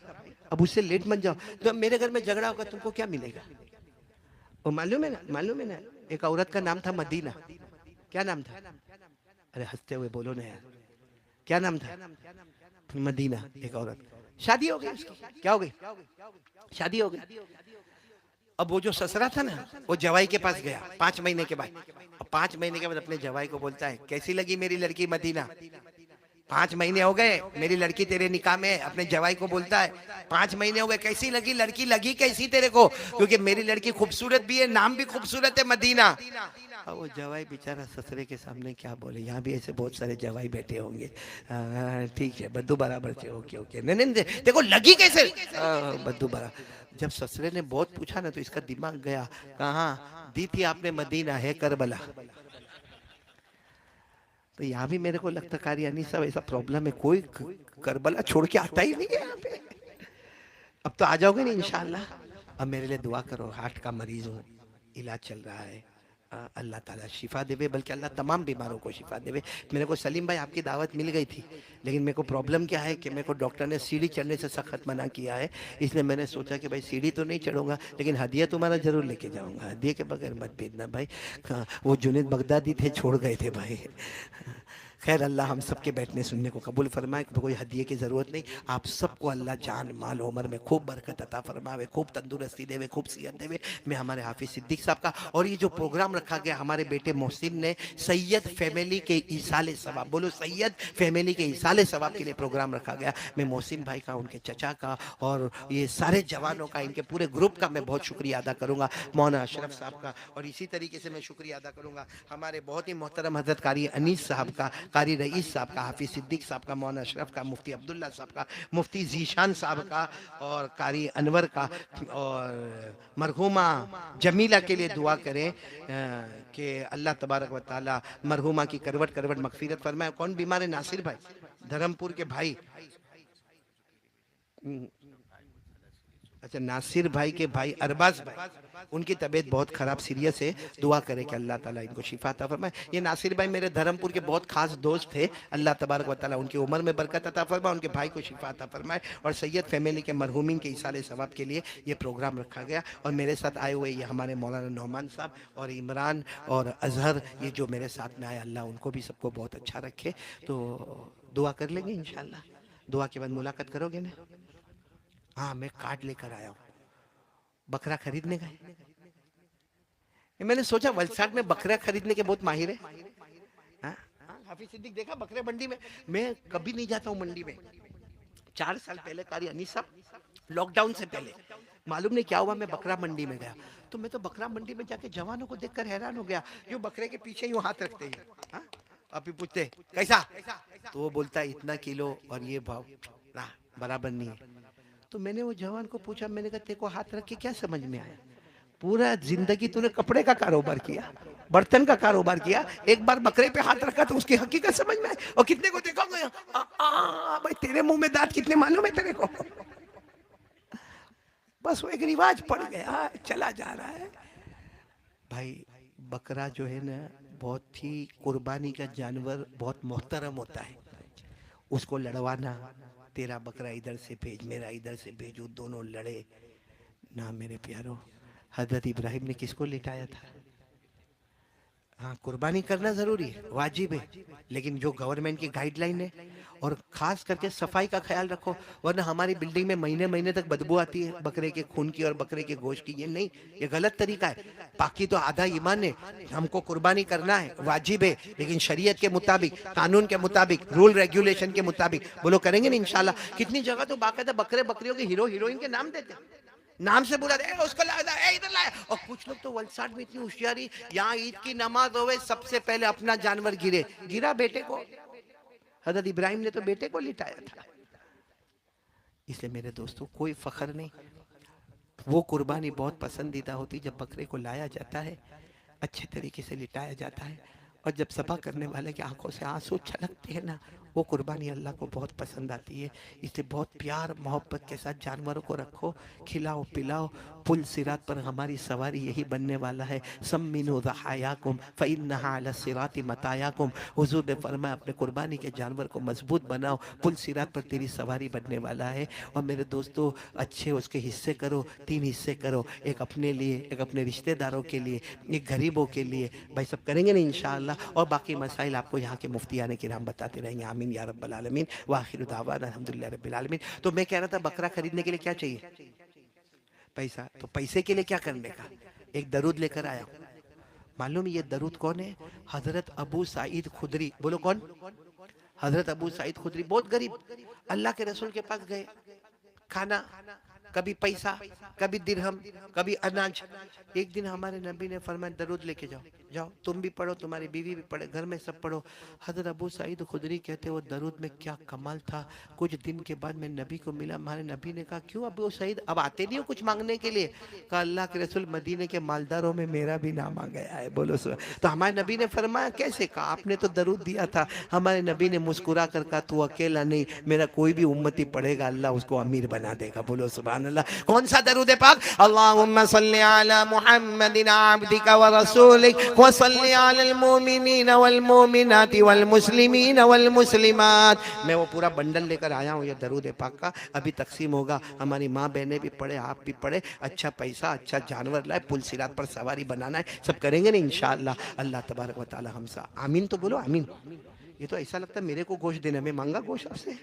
मैं कहाँ सूरत में, तुम कहाँ वलसाड में। बस अल्लाह तबारक व तआला सबकी कुर्बानी कबूल फरमाए। चलो दुआ के लिए हाथ उठा ले। अल्हम्दुलिल्लाह रब्बिल आलमीन वस्सलातु वस्सलाम अला सय्यिदिल मुरसलीन व अला आलिहि व अस्हाबि अजमाइन। रब्बना आतिना फिद दुनिया हसनतन व फिल आखिरति हसनतन व क़िना अज़ाबन नार। ए अल्लाह हमारे गुनाहों को माफ़ फरमा, हमारी खताओं से दरगुजर फरमा। अल्लाह बहुत सारे हमारे दोस्त अहबाब रिश्तेदार हज में गए, अल्लाह बहुत सी हमारी माँ बहनें गई, अल्लाह सबको हज मबरूर अता फरमा दे, साये मशकूर अता फरमा दे, सब में मगफूर अता फरमा दे। और अल्लाह तूने हमको नहीं बुलाया, क्यों नहीं बुलाया? क्योंकि हमारे पाँव नापाक है अल्लाह, बहुत गुनहगार है अल्लाह। हमारी आंखों में इतना गुनाह है कि काबे को कहाँ से देखें, हमारे होठ गुनहगार है, हजर अस्वद को कहाँ से छूमे। लेकिन अल्लाह बुला लेना अल्लाह, अल्लाह हमको उम्रे में बुला ले अल्लाह, हज मबरूर अता फरमा दे अल्लाह। खिलाल आलमीन सब कुर्बानी करेंगे अल्लाह, सबकी कुर्बानी को कबूल कर लेना अल्लाह, कुर्बानी कबूल कर लेना अल्लाह, कुर्बानी कबूल कर लेना। प्यार मोहब्बत से कुर्बानी करने वाला बना दे, अपने दरबार आली में मकबूलियत महबूबियत वाली कुर्बानी आता फरमा दे अल्लाह। इतना बड़ा मजमा बैठा है, माँ बहनें भी बैठी, मालूम नहीं कौन कितना परेशान है अल्लाह। कितने लोग ऐसे अपनी परेशानी किसी को बता भी नहीं सकते, अपना दुख किसी को नहीं सुना सकते अल्लाह, लेकिन तू सब जानता है अल्लाह। अब इम्तिहान मत ले अल्लाह, और इम्तिहान मत ले अल्लाह। बस अल्लाह सबकी परेशानियों को दूर फरमा दे, सबके सय्यात को हसनात में मुबद्दल फरमा दे, सबके गमों को खुशी में मुबद्दल फरमा दे। तो अल्लाह आलमीन जिनके माँ बाप जिंदा है उनके उम्रों में बरकत दे दे। और अल्लाह जो मेरी तरह है कि माँ भी नहीं अब्बा भी नहीं, ईद का दिन आता है माँ की याद आती है, अब्बा की याद आती है, इलाल आलमीन उनकी कब्र को नूर से मुनव्वर फरमा दे, उतूर से मुअत्तर फरमा दे अल्लाह। हम में जितने बीमार, मैं खुद बीमार अल्लाह, तमाम बीमारों को शिफा अता फरमा दे अल्लाह। हमारे मरहूमिन मरहूमात की करवट करवट मगफिरत फरमा दे अल्लाह। सबके कारोबार रोजी में बेहिसाब हलाल बरकत अता फरमा दे अल्लाह। सबको झगड़ों से बचा ले, घर में दुखों से बचा ले इलाल आलमीन। मुबारक हो शगे हर दो सरा तशरीफ ले आए, मुबारक हो मोहम्मद मुस्तफा तशरीफ ले आए। मौलाया सल्ली व सल्लिम दाइमन